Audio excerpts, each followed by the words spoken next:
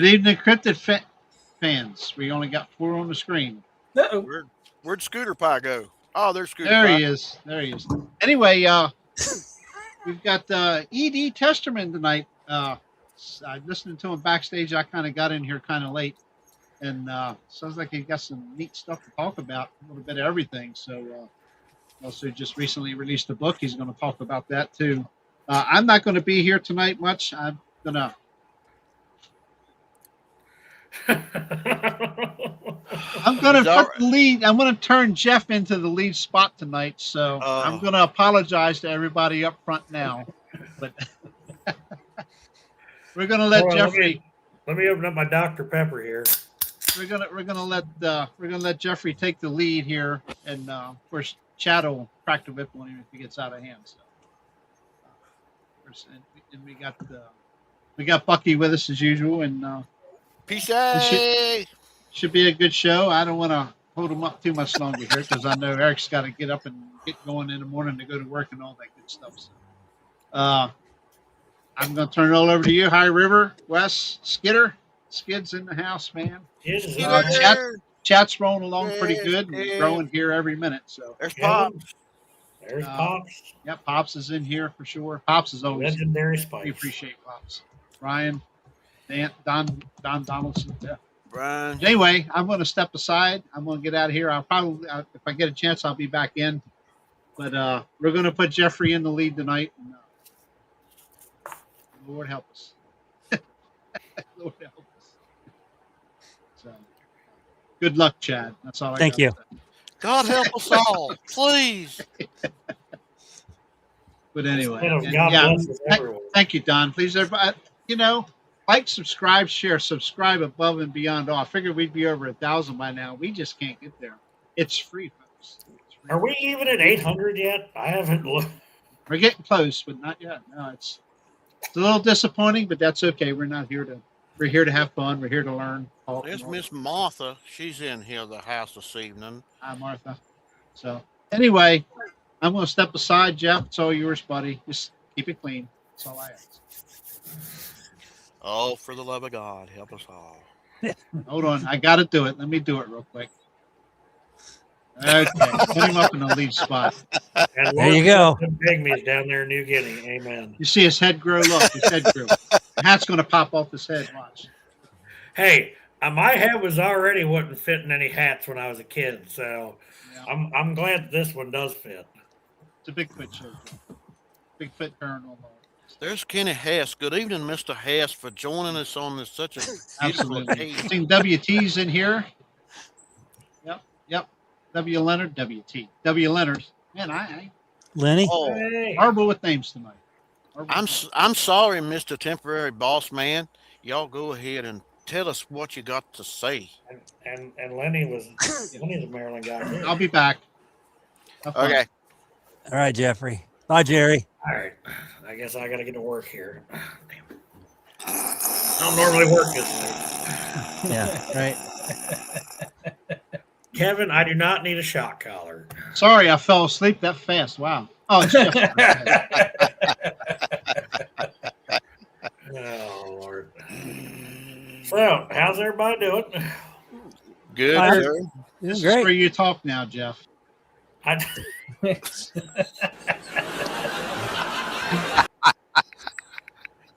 Good evening, Mr. Testerman. Yeah, good evening. Good evening, sir. How should you be? How are things going in Missouri, Eric? Besides work, I tell you now, Missouri's popping. Missouri's got a lot of stuff going on. It's nice. I can't wait for things to start slowing down so I can get my butt back out in them woods. I'm jonesing.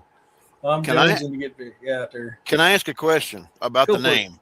Go for it. Where did the name Missouri come from? Because I know that's the proper way to say it. Mm-hmm. So to be technical, if you want to call it by the true name, which is the native name, it's Missouri. But if you go by the French style, it's Missouri. You go by Southern people, it's Missouri. Now, if you go up north to the Yanks, it's Missouri. But down, good true Missourians, it's Missouri. Missouri, yeah. Yeah. You go to Kansas City, St. Louis, that's mainly where you're going to hear the Missouri side of it, or an out-of-stater, we'll call it Missouri too, because they ain't been here. But most of us, I'm from northwest Missouri. I live in southwest Missouri. But even up there in Yankee land, we still called it Missouri. Yankee land. Yes. That's the truth, sadly. Hi, Jeff. It's your turn, Jeff. I'm letting everybody else talk here because Well, my name's Chad. They call me Blackie. I've been doing this for about a year now. Hey, Gary. My I've been name's waiting for Danny. Gary to pop back in. Mm-hmm. My name's Danny, and I'm a radio-holic. I would like to say I've been radio free for like 14 years. Okay. Jeff, you want to get started here? Yeah. I guess we'll just get started. Eric, and some people know Eric, some people don't. We can just get started about how Eric got started doing this, because I don't think you and I've never talked about that. No, we haven't actually. Well, that's a very good question. Thanks for asking. I've been dealing with paranormal since I was 3. I've been dealing with the supernatural since I was 9, and cryptids since I was 12. While I was in the military, traveling the world, I've experienced it all from one end of this globe to the next. And I've always wanted to do shows on it. And I was just never had enough hair on my backside to be able to do it. So I'm trying to be polite on the shows. That's why I said backside. And then let's just a hair over. Well, December 3rd of this year will be 3 years that I've been doing it. So about 2.5 years now, I've been doing my podcast, which is The Bizarre and the Unknown. I'm growing constantly. It's great. So you didn't start long before we did. No, I started probably 6 months, I think, before you guys did. Nine. Stop. You okay, Bubba's? Come on, hold on. Dude, you got to calm down. That's why you fall like that, Bubs. Sorry. Got that little fuzzball there. Yeah. He's being needy because I've been gone all day. I think it's about 6 months ago I started, because I'm already on episode 100. What am I, 119, 120, something like that? You were right before us. I didn't realize that until I looked back at some of your stuff. Yeah, I was just one day I got a wild hair up my backside, and I was like, why not? Jessica in the chat, or just seen Cryptid, so I wasn't sure. Cryptid. Hey, Cryptid. I just had a wild hair at my butt to give her the old college try, and lo and behold, I think. Oh man, I can't even tell you where I'm at. I think I'm at like 876. Yeah, so you're like right there where we're at. You're in the same ballpark. Yeah. And I most of my shows I do by myself. I've had RPG on there, from Finding Bigfoot, Expedition Bigfoot, Destination Unknown, stuff like that. I've had him on my shows, Jesus Payon Jr. on my shows. I love that man to death. Me and him have a great time. I'm working on trying to get him on with us here soon. It's getting hard with him because he's now building them cars, but that man is a fountain of information. He really is a fountain of information. For those in the chat don't know who Jesus Payon Jr. is, if you know the shows Breaking Bad, Better Call Saul, Two Guns, Albuquerque, the list of shows and movies goes on and on. He's an actor. He played Gonzo in Breaking Bad and Better Call Saul. In Breaking Bad, he was Tuco's bodyguard, the one that got his hand stuck under the car trying to get his cousin out from underneath it. That's Jesus Jr. He's also an author. He has a really good book called Baking Bad with Gonzo. And he had almost lost his life. He was really, really overweight. So in his cookbook, he has everything that he used to help him lose weight. The man is just, he's good. He's good. Yeah. He might be Skitter, but I know he does TV shows, documentaries. Right now he's doing his car stuff. He's doing car builds, Skitter. But If you look up Gonzo off of Breaking Bad, you'll see who Jesus Bayon Jr. is. Is he the car shows? Are they like the traditional car? They start at the beginning with a piece of junk, and then by the end of the show, it's a beautiful masterpiece. He does modern Chargers, revamps modern Chargers. He does a bunch of other stuff. I mean, he does pretty good. And I think Yeah. he's doing some Dodge Magnums too. Yeah, Oh, Dodge Magnums too. yeah. That's another one. Yep. Yeah, and he sent me a video a few months back of when he was in his campground. I think he's put it on his Breaking Bigfoot YouTube channel now too. I can't remember if he did or not. My gosh, he was camping with his folks, and the amount of evidence that they captured, noises and sounds that night in New Mexico, is just phenomenal. Okay, now I know who he is. Yeah. I don't know if I can show people, but Yep, that's him. Okay. That was when he was still, really heavy. He's lost a lot of weight since then. He's doing an amazing job. Oh wow, that's good. awesome. That's always awesome. Yeah. Yeah, he's He's I a love cool him. dude. He is. I love him to death. I mean, we always have a blast. I think we've done a couple shows together about giants. And dude, you're gonna rip my headphones off. Now stop. Sorry. Snow's being a pain in the butt. I'm trying to get him down there to just get wrapped up in my headphones. I'm like, you're gonna rip them out. Them little dogs really get up in your grill, don't they? Oh, well, he's getting jealous over Chimera, which is my youngest daughter's dog that somehow I'm babysitting. So they get jealous. Then I got my big black lab and bird dog mixed boar. He gets jealous, and he's trying to get in my lap too because they're like, hey, It's like Fluffy. Daddy love on us. Yeah. Hey, Lovey or Fluffy, you're not in your fat guy comfy chair. You need to get in there. Because I'll get in my fat guy comfy chair, and I got 3 dogs and a couple cats laying on me. I was like, yeah, this is no longer my chair. Eric, So- when did you start noticing like Bigfoot stuff around the property? When was that?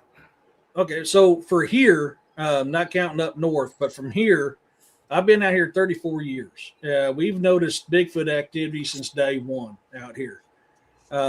Sounds, tree manipulations, tree shakes, I mean, different things. And back then, they used to come on my property from mid to late fall to early to mid spring. And Dad, had a bad problem of if something didn't sound right, he popped rounds off at it. That was Dad. Nine, stopa. So he would do that. Now, sadly, I've been trying to buy the property for years. Mom passed away. Hey, Robbie. Mom passed away before I could buy it. But shortly after she passed away, I was able to buy the property off of Pops. And it wasn't long after Pops left that I ended up having activity about 24/7 out here. I have it all year round now. Wow. So I go out there. It's at your house. All the Yeah. activities at your house. Yeah, I've actually got vocals from my front porch of them Uh-huh. speaking Cherokee and Lakota and chittering. And I've told people out for years that, I've heard that samurai chatter out here. Well, funny enough, I wasn't actually trying to record the vocals of the Bigfoot that night. I had a wolf owl that would go on one time every single night. It was a solo wolf owl, and it was so loud that it overpowered my surround system in my home. That's how loud this wolf owl was. Wow. Yeah. So I was like, well, and my area is known for dog man. So I'm like, okay, dude, I've got a dog man on the property. So I went out. I think I had done a show with Jessica, and we got done talking backstage, Jessica Jones. And I went out to the woodshed to grab an armload of wood. So I'm like, man, I'm only going to be out there a couple minutes. So I had my shorts on. Snow. You're going to get down if you don't stop, said Steel Buttons. Come on. Okay, dude, that's enough. You're ripping my headphones out again. I want attention, Father. Yeah, he is. That's my late mom's dog. He didn't like nobody but me and Mom. I am Aw. your dog. Yeah, see, when Mom first got him, he didn't like me, and he tried to nip at me when I was spanking my girls' butt for getting in trouble. So I smacked him back, and ever since then, he's been my buddy. So he didn't like Dad. The only time he liked Pops is when Pops was giving him food off his plate. That was the only time he ever liked Pops. Outside of that, it was every morning and every evening. Them two would be arguing with each other. Snow would be barking, Dad would be yelling, and I'm just like, oh my gosh.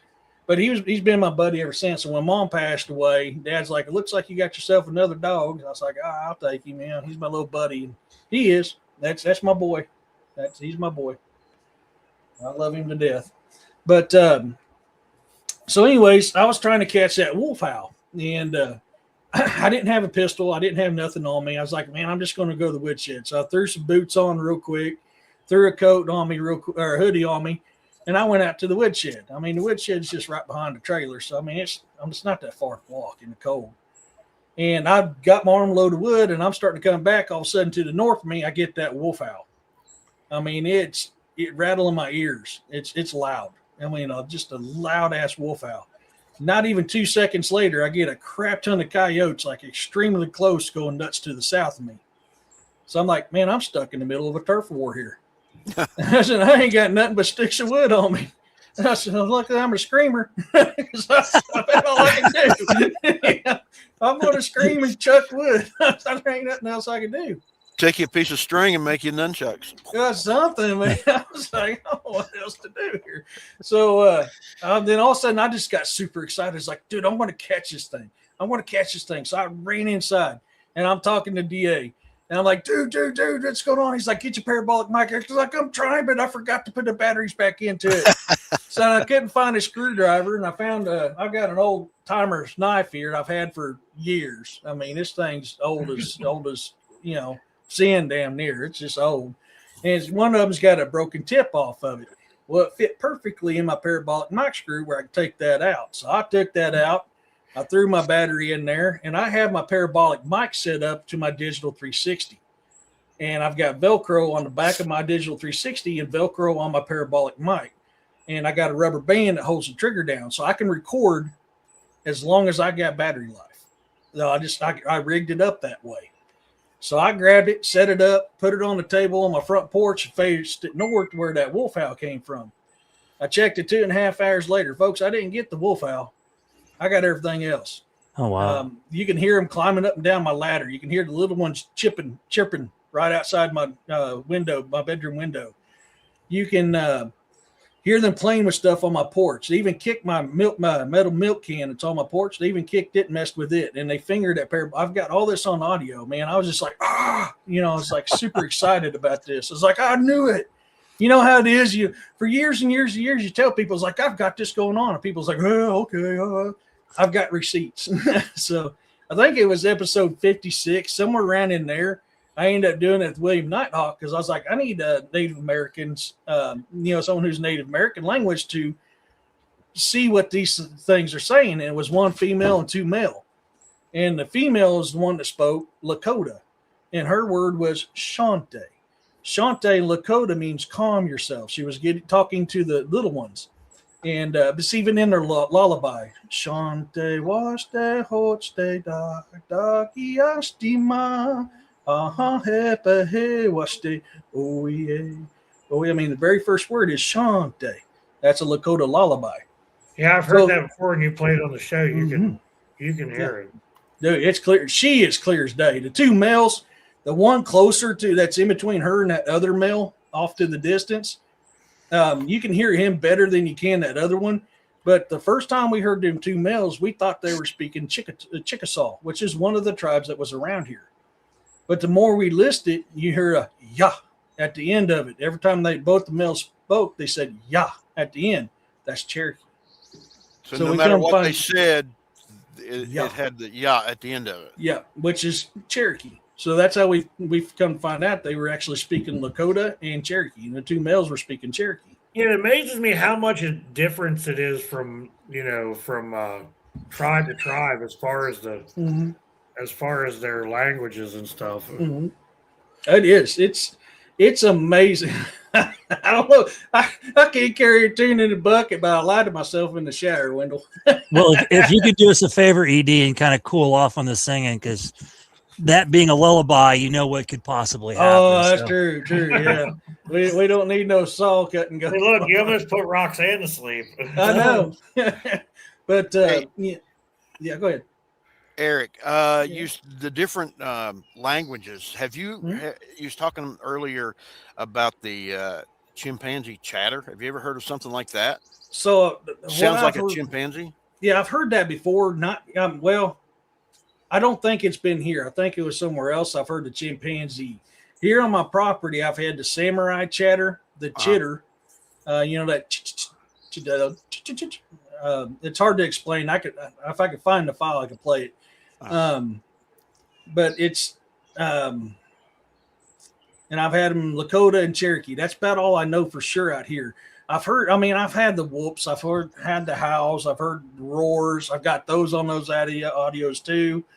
I mean, it used to be because my truck parked next to my woods in between my drive and the neighbor's field. I got a little section of wood where the Bigfoot like to come and peel my cedar bark. Which cedar's got a lot of medical properties to them. So a lot of my activity, I literally get close here to the house. That thermal image I have that I was showing you guys, where that one was kind of sticking out behind a tree and then ducked back in behind that tree, that was actually right here in the same woods. But they would every morning when I would leave for work, because before I had this job, I wouldn't leave till around 5 o'clock in the morning, 5:10ish at the latest. And all I hear was, whoop, whoop, whoop. And that's what I would get every time they came to the territory.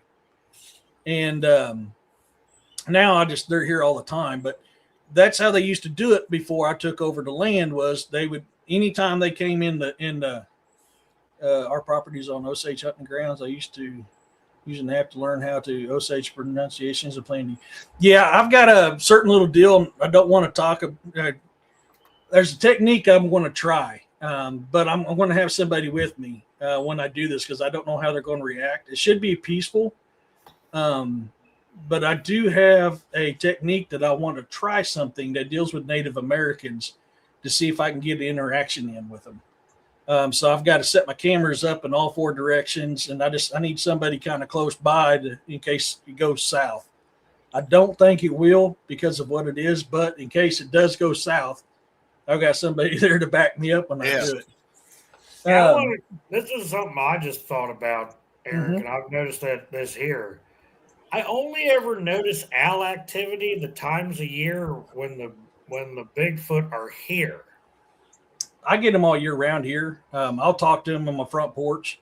Come turkey season at nighttime, I'll sit out on my front porch and and I'll listen for a gobble. Okay, I know where you guys are nesting at, but I get hoot owls here all year round. Now, I've heard that 500-pound hoot owl before. I have too. And I have heard that. That will ring your ears and shake your chest. It's not fun when you're tracking a deer and you hear that and you're like, oh. Well, my dad was before my dad left. We got him moved into his camper, and his camper was in my center drive. And I heard something walking on the roof of his camper, and I felt the camper being shook. And I thought, okay, my girls are playing pranks on us, blah blah blah.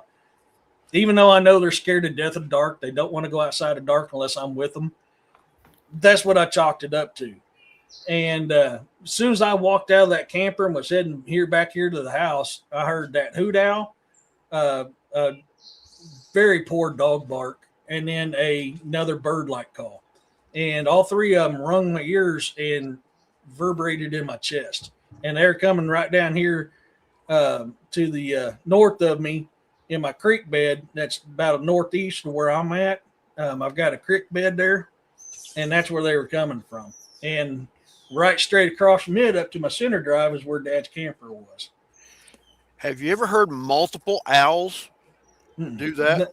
Not like they're talking to each other? Not the 500-pounders, no. The regular size, yeah. And I'll get out and talk to them too. I'll hear a hoot owl off in the distance, and then I'll get them coming. They'll come in close. I've heard the 500-pounders triangulating around me. Yeah. I haven't had the 5. It's only been that once I heard the 500-pounder. It'd be kind of funny too, because I'll be out there. I don't use turkey calls anymore. I do it by mouth. And it's kind of interesting during the fall when I'm out there. Spring, sorry. And I'm out there doing that. And then you'll hear rustling way off behind me somewhere. And I'm like, Okay, is that one It's of my like- guests, or is that a wild hog, or what? Did I spook up the bear that comes through here? Is that Well, a deer? Eric, I don't know if you ever heard this story, but you've heard this one, Bucky. You weren't on the show yet when this happened, but Pat Noble found a guy that hunted that area not far from where he lived. He's got his place in West Virginia, and they were calling turkeys one morning and had interrupted a hunt.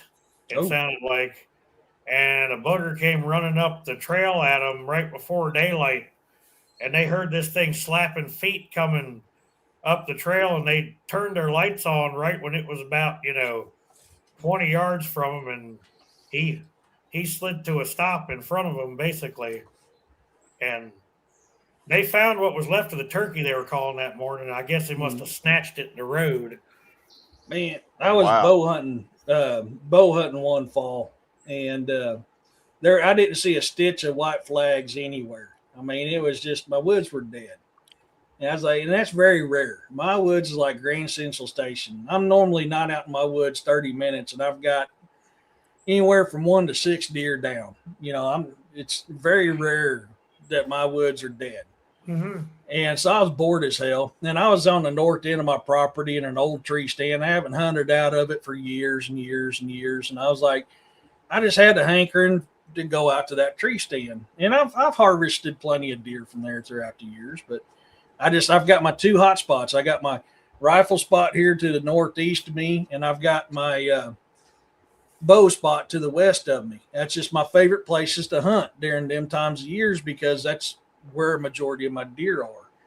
And man, I was bored. I was pulling a Jeff. I was starting to fall asleep. I was like, my gosh. Then I heard some rustling, and I looked down, and it was an old ridgeback coon. And I ain't seen a ridgeback coon in forever. I mean, them are old boys right there. So I got to looking. I was like, why not? And I pulled back, stuck him to the ground. So I was like, cool, I'm going to have some coon for dinner tonight. Now I'm doing good, And I decided to stay in my tree stand in case something happened. I mean, he was sitting down there. He worked himself off that arrow and crawled down in some bushes. And I was like, okay, I know where he's at. And I'll just let him bleed out, and I'll get him in a little bit. So I'm down there, and all of a sudden, I hear this god awful hog sound. This like going on. I'm like, what the heck? It was right where that damn ridgeback coon went down to. And man, them bushes were just a shaking. I was like, damn wild hog got my coon. And by then I was a little pissed. So I climbed out of the tree stand, grabbed my bow, stuck it back, or my arrow, stuck it back in my bow. And I made my little way down the creek bed and down in the holler and went down to that bush where that coon went. There wasn't a stitch of that coon anywhere. I didn't see a hog leave it. I was like, man, I'm okay. This hog's going to steal my coon. I'm going to put some hog in the freezer tonight. I ain't going to put up with this. That's meat. You took meat from my table. I'm going to get some more. Man, I couldn't find a hog track anywhere. I didn't see a hog come in or out of that bush. And that coon was gone. You can see the blood spot where that coon had been. There's no ground disturbance either. No ground disturbance and nothing. I'm like, what the hell is going on? I know it's a little rocky down in that holler. It's an old semi creek bed. It's a runoff is what it is. It's not really a creek bed. It's a runoff during heavy rains down in that holler down there. Now, how is the hog population there? Do you have? Oh yeah. Yeah. It's not as bad as like Texas, Oklahoma, places like that, but it's getting bad. Now, like, what about where DA is? Are they around there? Or are they outskirts? Yeah. So Marshfield has got more hog problems than we do up here, but we're starting to get hog problems up here. And the good thing about hogs here is, oh yeah, they get pretty big because they're a lot of times it's domesticated that got loose to just got feral. Yeah. But there is some ridgebacks out here, just not near as many. Most of them you have out here is ones that's been feral for so long that they grew up. It's probably offsprings and ones that's been gotten loose that was domesticated at one time. I mean, they're big, a lot more hair, but you can tell by the color pattern they were domesticated at one time. They're pretty good size. Oh yeah, they'll come up past my hip. I'm 5'9", and they'll come up past my hip pretty dang easily. Oh wow. Those are good. Those are I good know sized hogs. I know Danny's got some over there in West Virginia, but you guys they don't get out of control in West Virginia. No, the one thing about the pig population, it's not through the whole state. Yeah. It's mainly in the southern part of the state or the It's like southwestern part of the state. yeah. And it used to be that you had to put in a like a lottery to get a license, and they only allotted so many licenses per year. And now they've got it set up so that you can get a license to go pig hunting. And a lot of them are the one my dad killed several years ago was a ridgeback, Yeah. razorback. I'm sorry. Yeah, I've got one. I took one out in Tennessee years ago, and that I would not want to be on the receiving end of one of them things. Oh Man, you imagine, and this that's tusks like that long, Mhm. like 2.5, 3 inches long. oh yeah, Oh my God. they'll jack your world up, man. A hog is a dangerous daggone critter. I mean, a hog is a dangerous critter. I don't mind. This is funny. In Missouri, they want you to shoot them, but they don't want you to eat them. And I'm sorry, I'm not going to shoot something unless I plan on eating. That bad boy's going to my I mean, freezer. that's good meat to give to people. Too. Yeah, Depends on where you're at. good. Here, Yeah. depends That's on where real you're good at. meat. Okay. Yeah. Like here, yeah, they're really good.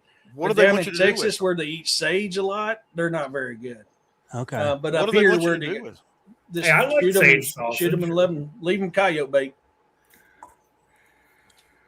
Yeah, it's You ever stupid. found any signs of like them taking hogs around there? No, but I've got deer. I've got deer legs that's been busted up, twisted, pretty fresh too. Those are on my intros, but my intro music to my show, my outro, I wrote those, and then that's actual videos of me on investigations. And you'll see there where I found one in my creek bed. It was fresh. It was pretty fresh. It'd been snapped. It's been twisted. You can see where the ligaments have been turned off. The hair tore up. The hair was peeled back. And so I came back to the house to grab more batteries because I was out swapping batteries in my game cams, and came back out. And by the time it took me that 5 minutes, it took me to come in here and hunt down my batteries and get all of my need, throw the other ones away. I came back to my truck, and there was an older set of deer leg bones that was the same way, but you can tell it was older. So I've got, those are on there too. I've found deer skulls where the bottom jaw's been removed. Like it went like this and just.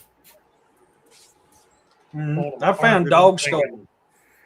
I found 2 sets of bulldog skulls, about the closest we can come. It's not exact. We didn't know what kind of skulls they were. So DA took one of them. I've still got the other one. Found the other one after I showed that one to DA, and we tried to figure it out. It was just a weird ass skull, but the closest comparison we can get to it is a bulldog. It's not exact, but it's close. And I buried a goat one time, and we found the head on the neighbor's property, like over half a mile away. Mm-hmm. One of the game wardens I knew that hunted over there called me and he goes, "Hey, are you missing a goat?" And I'm like, "Well, I buried one a couple months ago. Well, send me a picture." And I saw the head and I was like, "Yeah, I'm not going to tell them that's mine because they're not going to figure out why that thing was all the way over there." And I'm like, I'm looking, I'm like, no, I don't think that's mine. Yeah. And well, go ahead. I was looking at it's still the tag that's here. That was one of the reasons I was like, that's not good. Well, and that's the weird thing about these skulls. We've had bulldogs here, but they're full grown. They weren't juvenile like these were. These were juvenile bulldog skulls. Nobody else within a 15-mile radius of me has bulldogs. Now, here's an odd one. So years ago, we've never had feral hogs or anything around here. I mean, people have, brought them home as trophies and stuff from places, and there are people around here who raise pigs. We found a hog skull on top of the ridge, of all places, up behind my place. Mm-hmm. Just a hog skull up in the middle of the woods on top of the ridge. Oh yeah. How See, in I've the got- world did that end up? Did it have the jaw attached? It was so old. I think it was just the top half Mm-hmm. of the skull. I don't think the bottom jaw was there. That's the same I as can't mine too. remember. But there was the head was there. We don't know how the head got there. I have to ask and see if the guys still have that head, because I just remember seeing it years ago, thinking, why would a pig's head be on top of the ridge? Unless somebody was having like a Mhm. cultist seance or something up there, Oh, because yeah, we've it's- known some weird stuff to happen back in there. So I don't know. and that's the weird thing is like both of these dog skulls that I found weren't on my porch when I went in the house. It's the same thing. I mean, I had the dogs with me and everything because dogs go with me everywhere I go on the property. And we had been out, had to come back, grab some more batteries, was heading back out. When I came in the house, them skulls weren't there. Now this has happened with 2 skulls and a Little Caesars pizza box, and I ain't had Little Caesars pizza on this land for over 8 years. But I'd go in the house and be inside for 5-10 minutes at the most, come back out, and them skulls was there on my front door, just like that pizza box was, and it wasn't there when I went inside, and my dogs were inside with me. They it's weren't like- using the Little Caesars pizza box to deliver it, were they? Dude, that thing was clean. I'll tell you that. That thing was clean. It was the top part of the box. It was that, that top part it's got the logo on it. It was that top part of the box. It was clean Eric- as a whistle. Eric, how much land do you have? 40 acres. 40 acres. Okay. Yeah, Are you kind of, you said you're out and about. Yeah. Okay. About 2 or Just 3 curious. of it's pasture land. The rest is thick forest. Okay. Now, what's the closest house to where you live? Well, if you go northeast of me, across my property, across the road, you'll see one house there. To the southeast of me, there's another one. You go across my property, across the road, across their field, there's their house. To the south of me, there's a house on the other side of 40 acres there. The one to the north of me, you got to go through my woods, through his field, through his woods, and then you get to his house. Pizza. Yeah, the one to the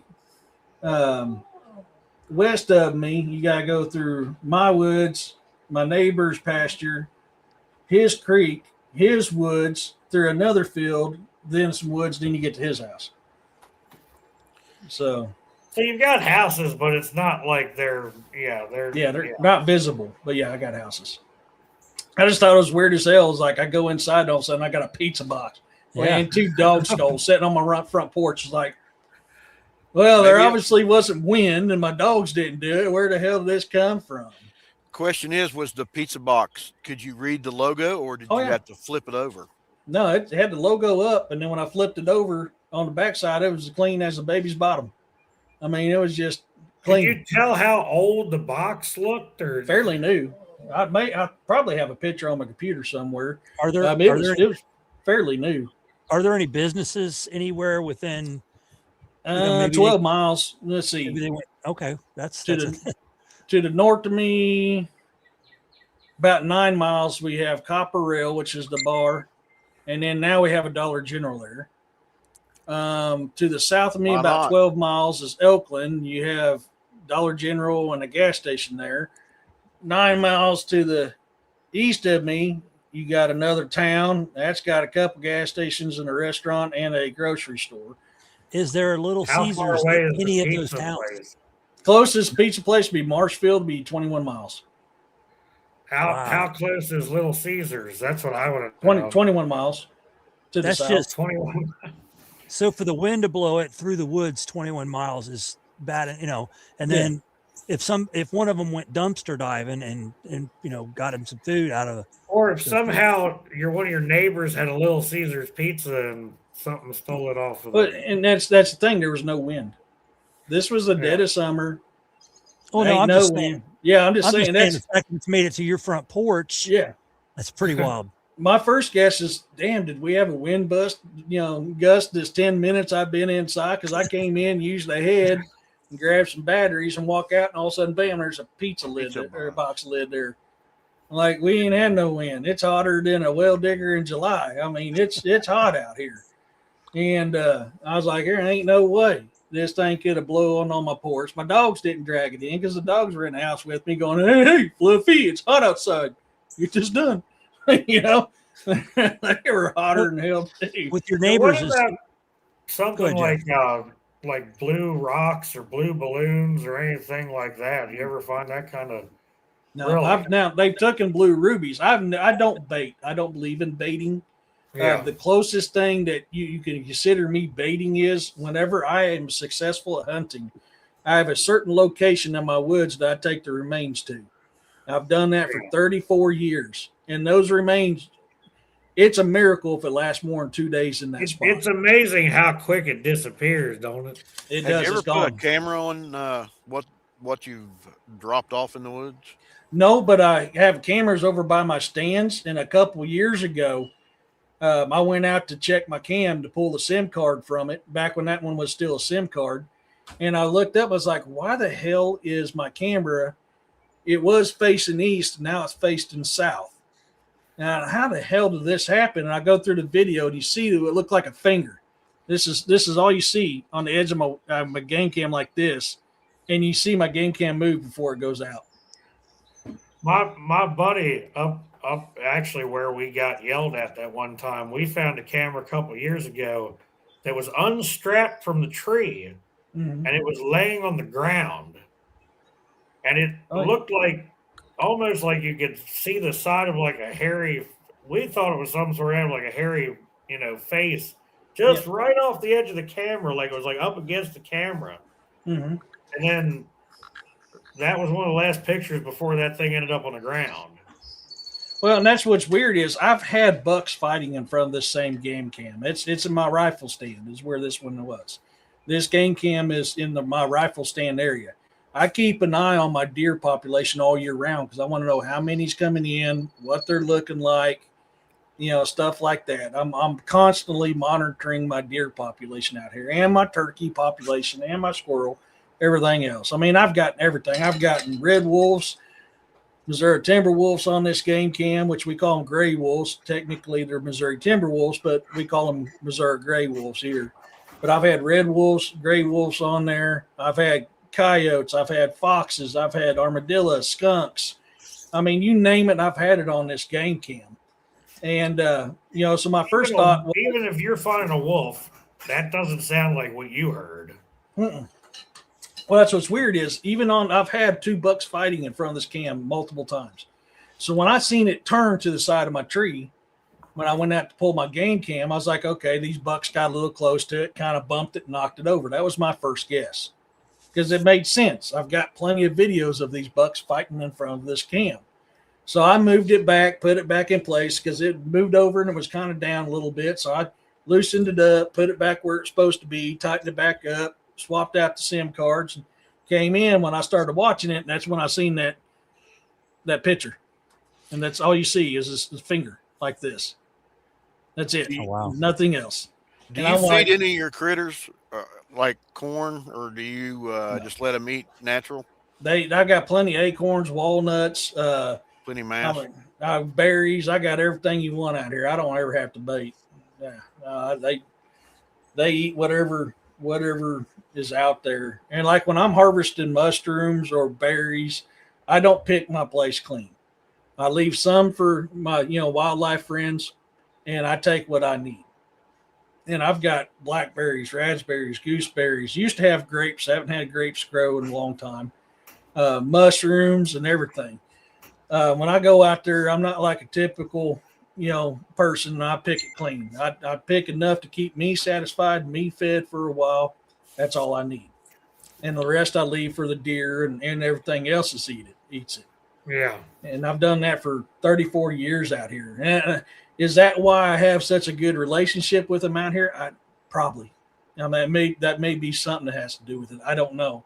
I don't take more than what I need. I respect my land, and I keep some for whatever lives out in nature for them too. We live together. I hunt them. I eat the same things they feed. We all live together in a great circle. Like I had one year I couldn't deer hunt because I was hurt and I was sick. And then when I finally got over being sick, I hurt my knee. So that was one of the few years I didn't get out and hunt. I came inside and was outside taking wood, and my youngest daughter and oldest daughter still lived with me at the time, and always had them have the window open up by the wood stove.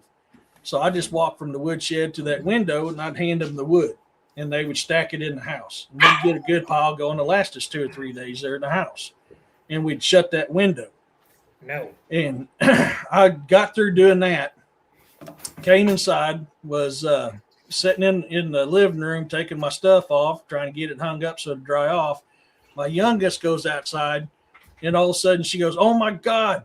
And she's texting me and sending me pictures.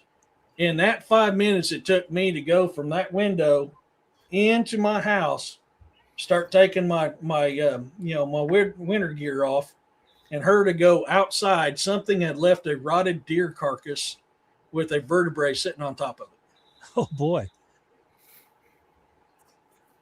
Damn. I've got that picture too. Yeah.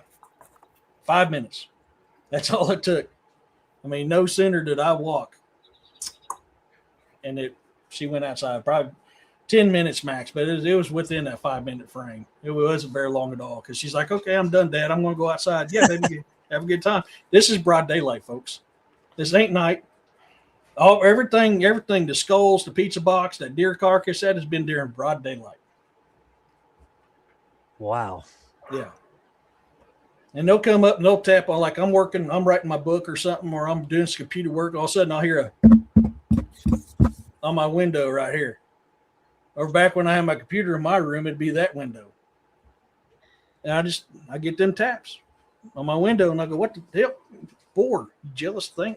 Yes, dude. Hey, Bub. Yes. Hello, Bubbas. Hello. You're going to rip my stuff out. I love you, and I miss you too. Yes, I know. I'm not in my fat guy comfy chair.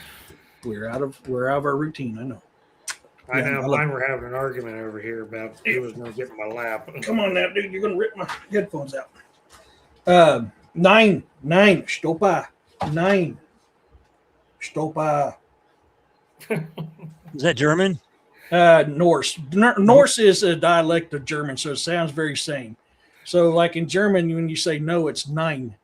And sometimes I'll slip up and speak German instead of Norse, but in Norse it's 9. You know, in German, stop is stoppe, and in Norse it's stoppe. It looks like it's really working, Eric. Generally it does, but I have 3 very jealous dogs right now. Oh. So, heaven forbid I give attention to somebody else or something else, and they'd not be a part of it. Eric, have you noticed any more activity? Like, I know you talk to other people, you're on shows, you have your show. Have people been talking about even more activity now? That seems like the activity's stepped up a lot more. Yeah. Come on, Bubba. Now you're not behaving. You stepped on that deal too, huh? Come on, stop. No, stop. He's got Dogman in the house. Oh, dude, you'll hear him. You'll hear him and Snow just. I always joke because I said it's my dog men, and because they'll be fighting at my feet. Usually he's laying at my feet right now. I don't know what is. Bub, you just came inside. You can wait a little bit. Get over here and lay down. Come here. Come over here. No, not in my chair. Over here. Come here. Come over here. Lay down. Seats. That's a lot better than when you hear these guys all trying to tear the door down at the same time to go outside. Oh, I know. I forgot what I was talking about. Sorry. Activity. Oh, so yes, more people's talking to me about stuff. I'm kind of working on something the same as DA is, and I've got kind of told the same thing that DA did but with different people. I'm a local, so more people talk to me than they do outsiders. That's just anybody who lives way out in the boonies. They know how that is. They're more open to a local than they are to an outsider.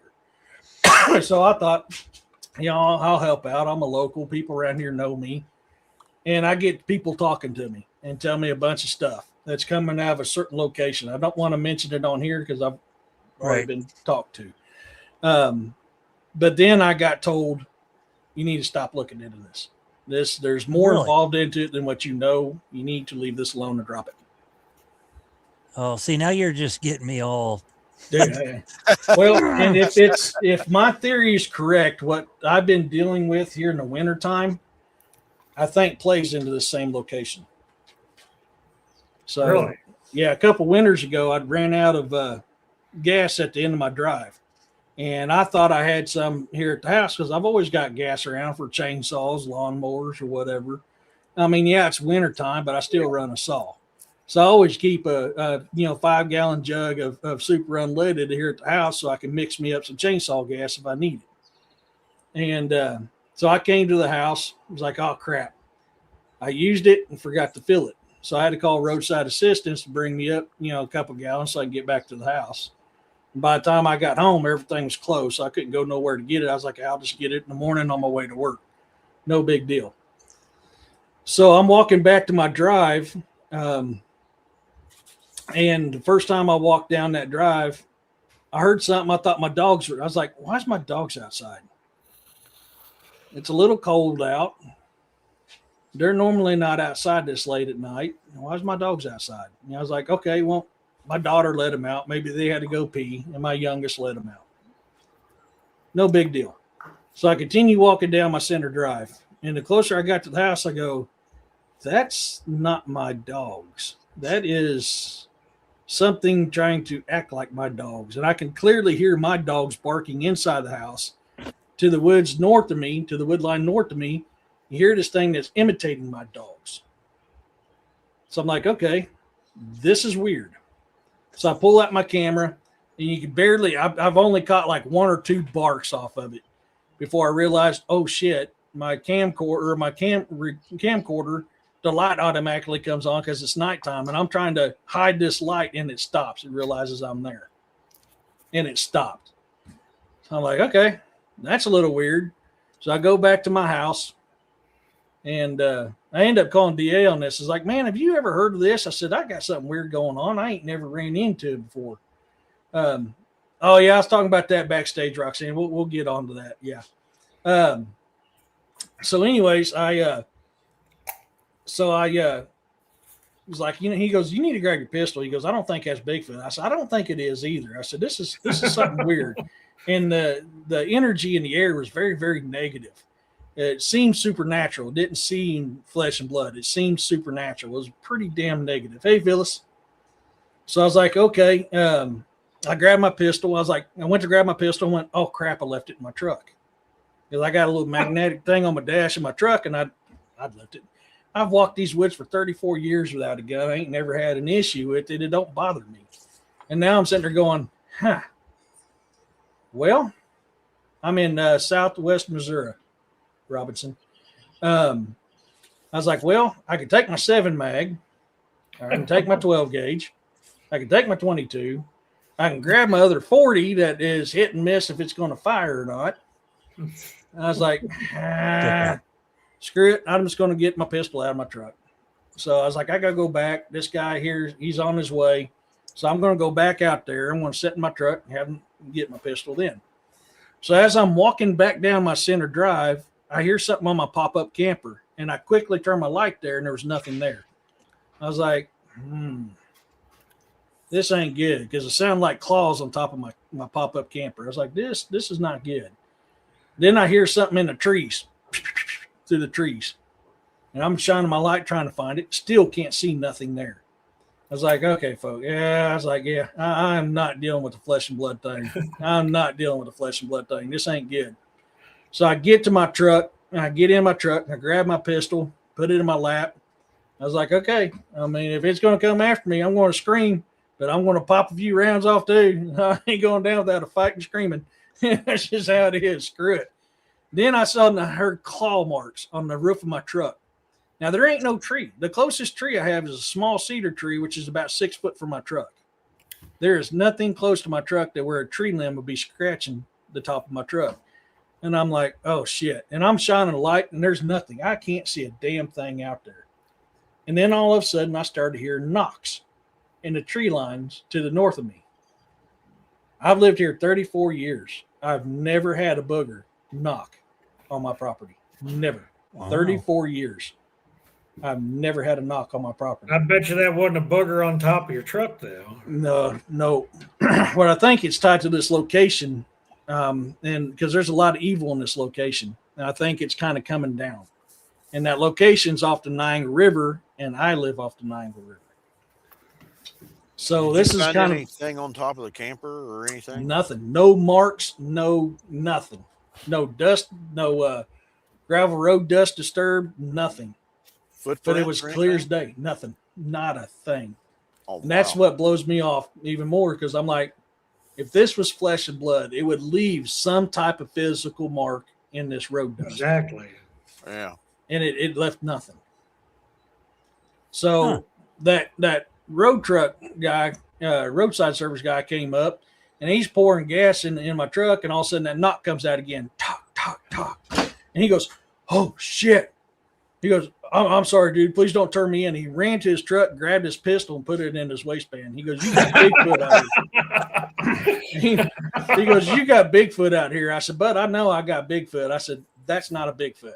That's what he said to you. You got That was his Bigfoot out exact words. You got Bigfoot That's out here. awesome. I mean, And I said, I know I do, bud. I said, but that's not Bigfoot. He goes, don't worry about signing a thing. I'm gone. And that dude, I mean, just peeled out. He was gone. He did not want to stick around. wow. Ever since then, we've had an old man sitting in the, I couldn't never figure out why my shop light keeps getting turned on. My shop door's open.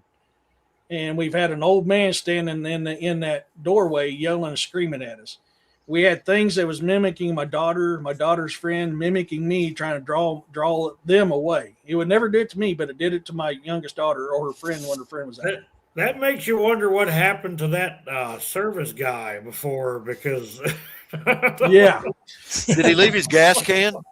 No, he threw everything in the back of his truck and he peeled out and he was gone. He's like, don't worry about signing anything. I'm good. And he left, dude. I mean, he spitting rooster tails. He was gone. He did not want to stay here. And that was, I mean, it scared him so bad. Like I said, he ran and grabbed his pistol out of his truck. He goes, man, you got Bigfoot here. I said, yeah, I know I got Bigfoot. That's not a Bigfoot.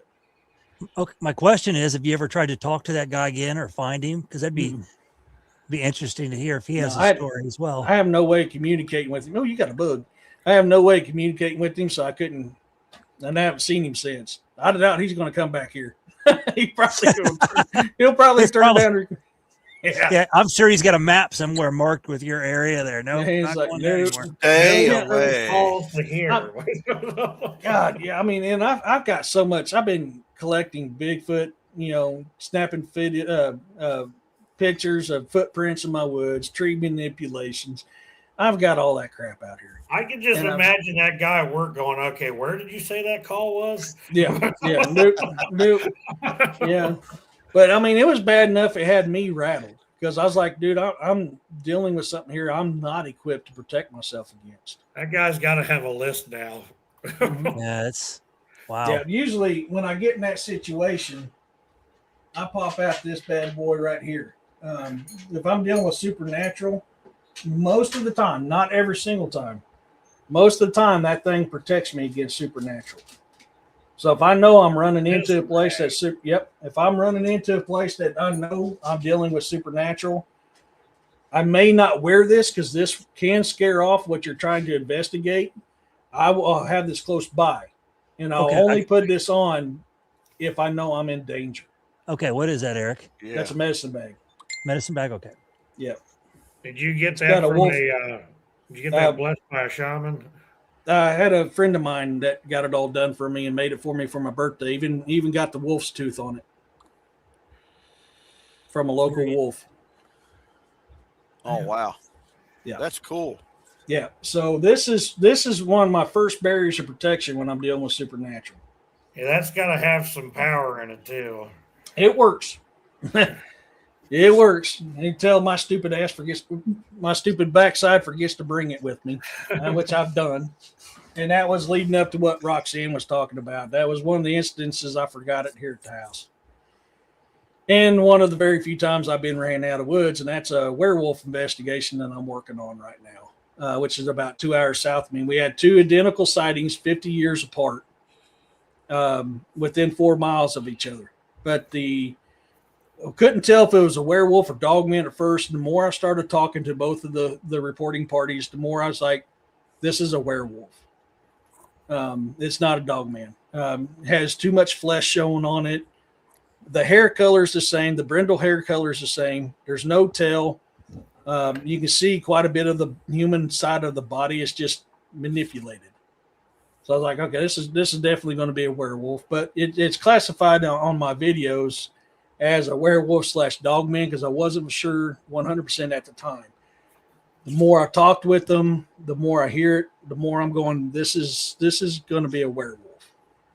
So I don't know if it's your headset glowing. It's a magic wand. It makes my mouth work. Yep. It's a gaming headset. It's fancy. If you had two of those glowing at you in the dark, I'd be a little concerned. At least you'd be able to see them. Yeah. I could run out in my woods right now, and you guys could, I'll have Erica film it and look like some green-eyed creature out there. Dude, yeah, I've seen some. Oh man, there's some interesting stuff in this world. Yeah, I was ever get a chance to. Have you seen any orbs or anything like that? Oh yeah, I've had one orb. I'm pretty sure it's Fae related. Came out of my woods to the north of me when I was younger. I was probably 14, 15 years old, somewhere around in there. I don't remember. It was somewhere around that age, give or take a year or two. We always played hide and go seek in the dark out here. Mom and dad and family friends would be in here playing cards. All of us kids would go outside and just be out there till we either passed out or whatever, or what have you, until they were done playing. Generally is when they were done playing. And so our favorite thing to do is play hide and go seek tag in the dark. So, I mean, I've ran these. I know these woods so good. I can navigate these woods without a light in pitch black. I know my woods. So for me as a kid, that's what we did. We just ran it, worked it and ran it. And I remember I was running north, I was heading to that tree line. I think my little brother Jeremy was it at the time, if I remember right. It was either Jeremy or Curtis. I can't remember. Anyways, one of them two was it at the time. And so I went hauling butt towards the woods because I was like, man, I'm going to run in here about 100 yards or so and dog leg it to the west and make a big ass loop in this tree line and come back around and get to the base. And I got probably 75, 100 yards from the tree line. All of a sudden I had this bright white orb come shooting out of the tree line right at my chest. And I went to stop and it had a little bit of dew on the ground. So I slid on my butt and that orb stopped above my chest, hovered there for like a split second and shot up in the air. Which we got a lot of Fae out here. So I was like, okay, I dealt with a Fae, and that's that. The other orbs I've dealt with has usually been on paranormal investigations, which I call them partial manifestations because a full body apparition is extremely rare. A partial apparition is rare. Most common types of apparitions you're going to see is going to be an orb. It's going to be orb shaped. Oh, wow. Okay. Generally, they're small. I mean, I've had them softball size, but 9 times out of 10, they're going to be the size of a marble to maybe a golf ball. I mean, that's most generally the type of paranormal orbs you're going to deal with. It is that right there. So, I mean, I've seen countless of those. But that one that hovered, shot out of the woods right at my chest, I'm pretty sure that was a Fae. Pretty damn sure that was a Fae. Same color or different colors? Or Yeah, not white. White. Yeah. So your whole life growing up, was there ever a time where you didn't want to go into those woods, or were you okay? I'll get times where I have that feeling I need to stay out of these woods. And unless I absolutely have to go in the woods, I stay out. When I get that feeling, I stay just out. Like a feeling you get, like a hair on the back of your neck or something. Okay. Yeah. Okay. Now, generally, if I go in there after I get a warning to stay out, I'm packing pretty heavy. I haven't been jacked with. They haven't jacked with me with doing it because they know that I'm just going to come in here. I'm going to do what I got to do quickly, and I'm going to get the hell out because that's what I always do. I don't linger any more than, hey, Boone County. I don't linger any more than I have to because I'm interrupting something with my guest. Gotcha. And that's what I know. I don't know how I know. It's just just a feeling. I know it's my guest. When you've dealt with stuff like that long enough, you know when you're not, when you don't belong there. And I've been hunted by cougars. I've been hunted by man. Mhm. I've been hunted by,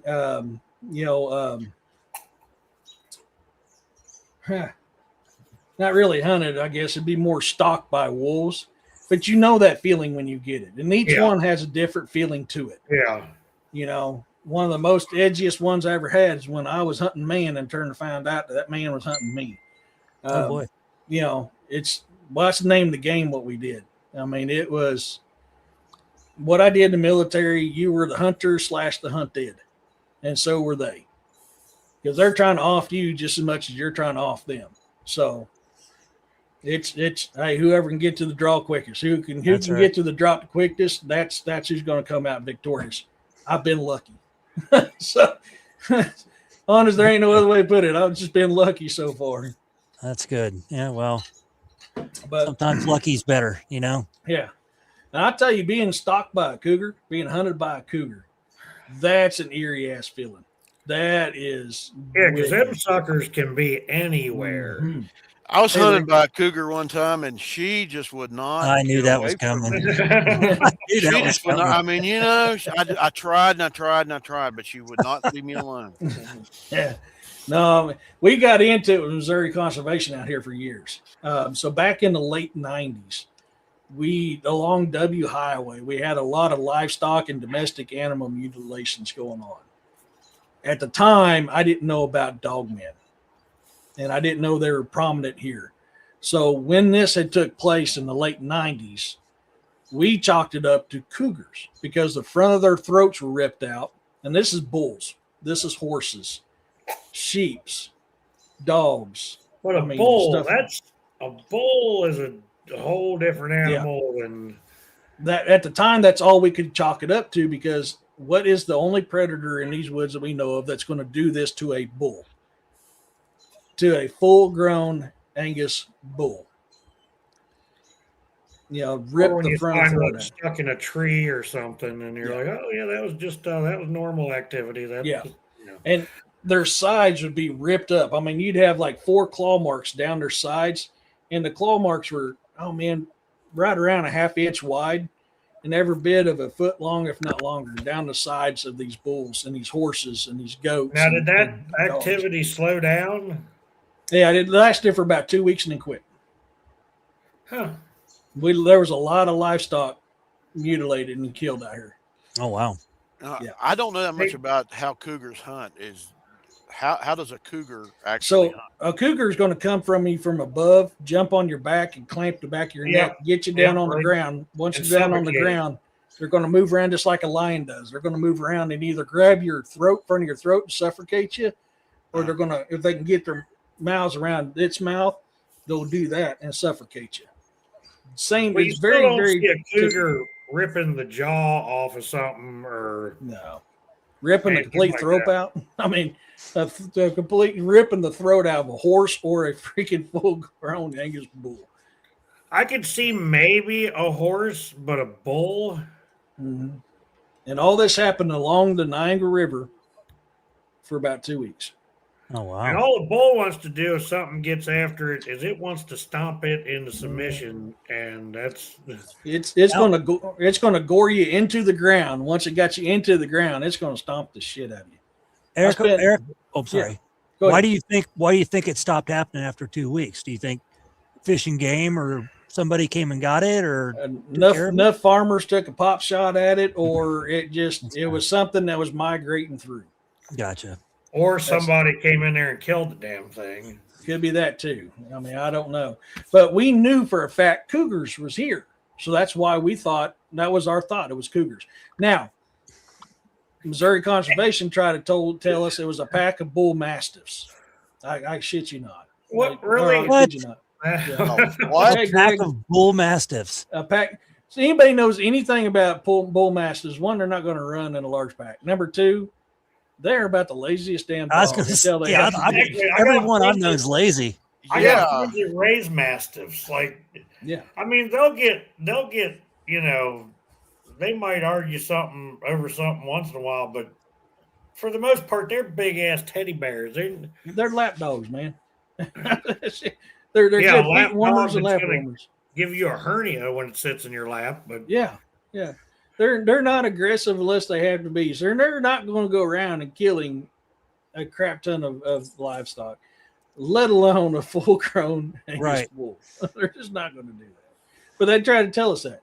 We don't have cougars in this area. Well, dude, you're wrong. Not only do we got field cam videos of cougars out here, I personally have had one running down the highway in front of me just a couple weeks ago, and I've personally been stalked by them along the Niagara River. So yeah, no, we have cougars here, but for a long time ago, I had my divorce lawyer was like, "Hey, you know about mountain lions?" I'm like, "Yeah." He's like, he shows me a picture. I was like, "Where was that?" And he goes, "My buddy just sent that to me. He took it in Susquehanna State Park last week." I was like, "Holy shit!" I'm laughing at Brian's comment. They're good at that, man. Yeah. They're good at that. Yes, they are. I'm a Great Dane's the same way. I've rescued a Great Dane and had one.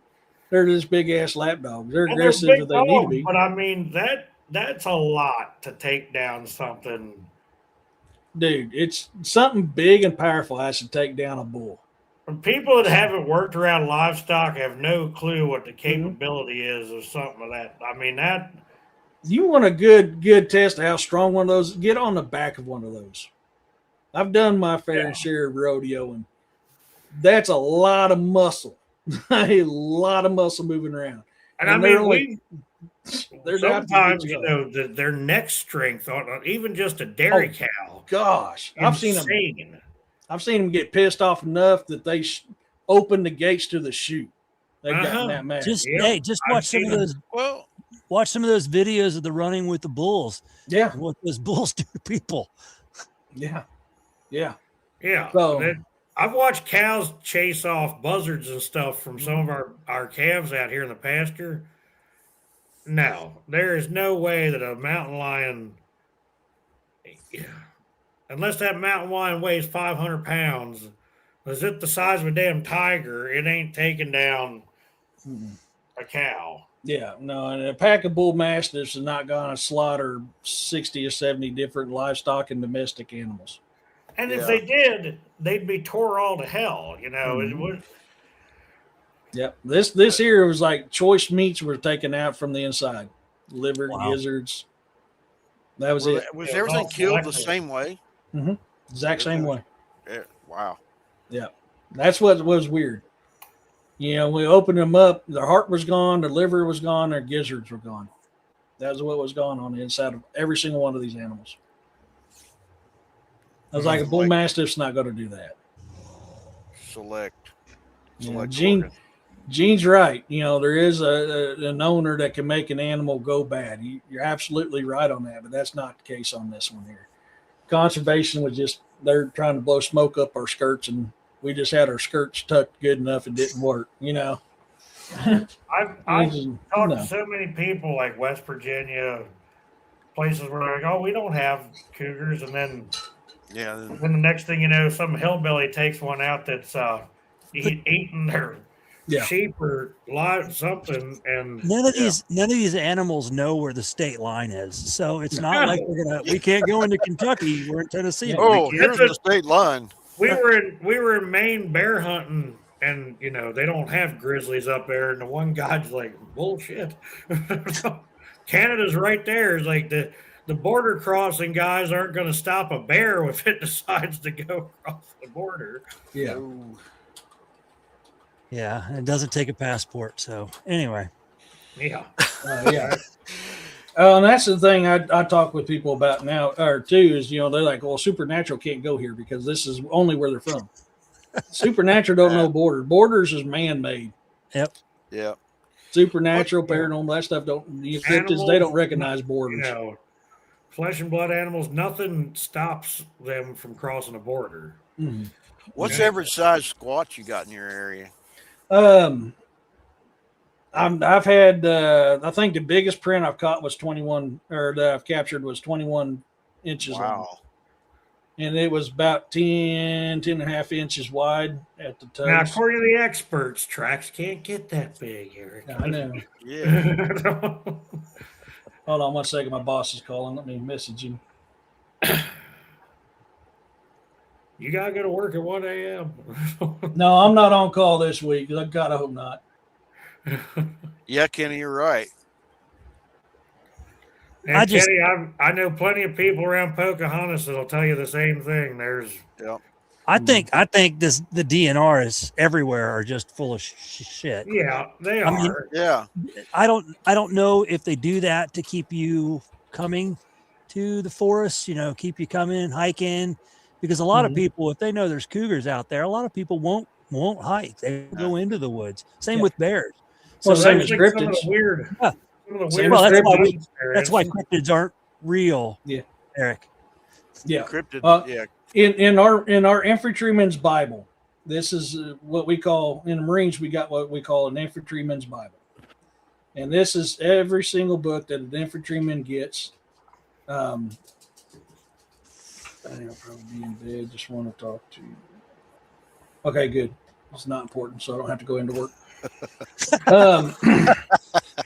Yeah, my boss is a good friend of mine, so I'm very blessed in that aspects. But our infantryman's Bible gives us a list of dangerous animals, possible animals, and stuff like that. What's funny is in our infantryman's Bible, Bigfoot is in there as a dangerous animal. Uh-huh. So if they don't exist, why are they in our infantryman's Bible? So what does it say about encountering them in the infantryman's Bible? Say again, I'm sorry. I said, what's it say about encountering them in the Bible? Don't. Just leave them alone. Uh-huh. I mean, look at all the stories from Vietnam alone. When you're talking about the rock ape in Vietnam, there's a reason why they literally had firefights with rock apes in Vietnam. These rock apes were throwing rocks at them and were attacking them and were very aggressive towards them. I'd say that's probably a good reason why it's in the infantryman's Bible is because of what happened in Vietnam alone, not counting everywhere else we've been in this world. I mean, that's just one prime example right there. Yeah. Do you think a lot of guys in the military stay silent on that stuff, even if they run into it? You know what I mean? I've been told a lot of stuff. Yes, they'll be silent because they're afraid to lose rank. They're afraid to get out on basically being classified as unstable. Like a Section 8. Unstable. Yeah. So a lot of them remain quiet on it. I can tell you, I've seen footage firsthand from the copters with their night visions, weird things in the big kitty litter box, things in other places we've been. There's a lot of stuff I can't talk about. I can talk about a few things. Some things I'm not supposed to talk about, I'll talk about anyways because screw them, they lied to me. Are we talking red-haired giants, stuff like that? Many different things. Many different things. So you'll be surprised what's out in that big kitty litter box. You'll be surprised what's in the jungles of South America. You'll be surprised what's in the jungles in the other parts of this world, in the forest in other parts of this world. There's a lot of stuff out there. This is what you get told. Prevents moving up in rank. This is what you get told. If you mention that you've seen something, you get pulled into the CO's office. This is the first line. You get pulled into the CO's office. Your LT's with you. Whatever you think you saw, you did not see. If you was wise and you want to advance and you want to remain in, you did not see. And that's literally what we get told. So same for like pilots seeing UAPs or UFOs at the time. Basically, it's pretty much the same thing. Yeah. We've got told. I used to have top secret clearance, and I've seen some things when I was on my computer, my government computer, looking stuff up because I was like bored. So, hey, I got top secret clearance. I'm gonna look and see what's on it. That's me. I like the way you think. Yeah. Honestly, that's me in a nutshell. I'm like, I like this type of stuff. Let's play around. Yeah, that's it. There's been quite a few times that I've had the CO come in and go, "Hey, what are you looking at?" "Oh man, I found this here." That's above your pay grade. You need to quit looking at that. I was like, well, it's marked top secret. I have top secret clearance, allowed me to get into it. That's above your pay grade. Then I try to go find it again. It's no longer on my computer. I can't Ah. access it. There's a lot of weird things out there that are not of this world. I that we believe have it. And that still Took makes you think how many groups are there that deal with that stuff? Because Well, you got to think we work with DOD, we work with CIA, we work with FBI, we work with Secret Service, we work with the president, we work with Joint Chiefs of Staffs. We work with a lot of different entities in the military. Being MARSOC, being MSC, Scout Snipers, and stuff like that, I had a lot of little fingers that kept track of what we were doing. A lot of little fingers that had their hands in that pie. Do they have, and I'll stop here with this one, Yeah. but do they have special military teams that Not that I've been able to find. Okay. But that could be above my pay grade. Yeah, I was gonna say that's probably where that's at. Yeah. What is not that I could find, but it's probably above my pay grade. It's pretty sad when I got top six. Yeah, I just answered yes, we do that. That's what I'm a firm believer now. What was attacking them livestock and domestic animals along the Niagara River was cryptid related. The more I've done research into cryptids and learning new things, I always classified everything as a werewolf back in that day. Now, yes, you didn't see any black helicopters dropping in anywhere during that time, did you? I've seen shit tons of those things. They're all over. Yeah.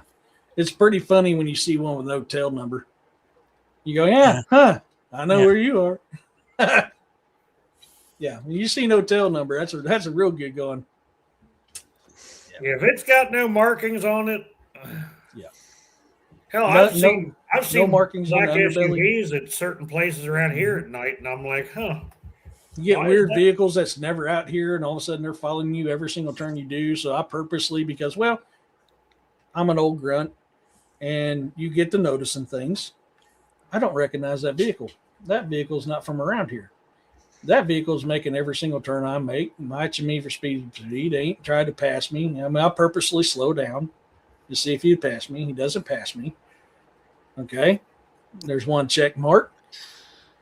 I normally go here, but sure changes your world. Yeah, Gene, it does. I was like, normally I turn here, but I think we're going to turn here today.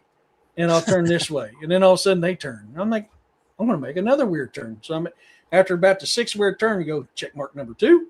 There you go. And then you just keep doing off. I spent my life in counterterrorism. I spent my life in counter cartel stuff, counter pirate stuff. I mean, this is the stuff I did. I fought drug cartels, pirates, and terrorists for my whole military career. That's all I've ever known. Before 9/11, it was mainly cartel and pirates. And then after 9/11, yeah, we did have terrorism issues before 9/11. Don't get me wrong. I'm not going to lie to nobody. We did have it, but it wasn't to the level that it was until after 9/11.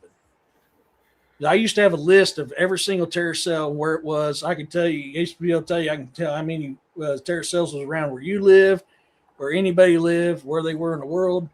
Every 6 months, I would get an updated list on the current terrorist stuff, even though we didn't deal a whole lot with them at that time. Because we did deal with terrorism at that time, we got an updated list every 6 months. So, I used to know, like, I was shocked when I found out the first time I got a list, there was 9 terrorist cells around Springfield, Missouri alone. A couple of years later, it was up to 15. And then 9/11 happened, and it just blew up. Multiple pages of different terrorist cells all over this world. I think Chad's going to be coming up with an ED Testerman episode. Oh, I was already thinking about that. He's talking about the stuff on the Oddcast podcast. Yeah, we talk about that on Williams, stuff like that on Williams show quite often too, because we talk a lot of government stuff and stuff like that on Williams show. I do on Rumble. I've just been busy, and that's why I haven't been on Rumble, because Rumble doesn't censor me like YouTube does. So if I'm going to talk about something that censors me, I go live on Rumble. So that's why I have a Rumbles account, and I need to do more on it. I'm barely able to keep up with the 2 shows I do right now. I'm just busier than a hiccup right now. I haven't even got much writing done right now because I'm just too busy. I get home, sit in my fat guy comfy chair, eat me some dinner, and I'm going to sleep within a couple hours. Play with the dogs. Yeah. Yeah, before we get out of here, I wanted to say tell us about your new book you got out now. Oh, yeah. My latest one I have out is called Beast of the Ozarks, First Kill, which takes place in Pineville, Missouri. Like a lot of my books, you can do it. I do it. I look up historical maps from historical ones too. They're not going to be as accurate as a modern day. So, like Reign of the Draugr, Dawn of Armageddon, which takes place in St. Joe, Missouri in 2019. You can literally go on Google's map, wherever I'm writing my book about, and follow while you're reading that book. You can follow it on Google's Earth. You can go to that town while you're reading that book and literally follow every single place that my characters have been, where the fights have been, where what happened, where this building was. But yeah, Beast of the Ozarks First Kill, there's 2 editions out on that. The one with the red letters is going to have colored pictures, so it costs more. Because it costs so much for that book, I created another one without the pictures, which is going to be the gray letter. That's going to be the cheaper version of that book.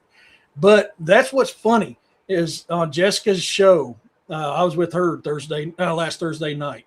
And one of the few times I was off on a Friday, it was only because of the holiday. So I got off work and went on show with her.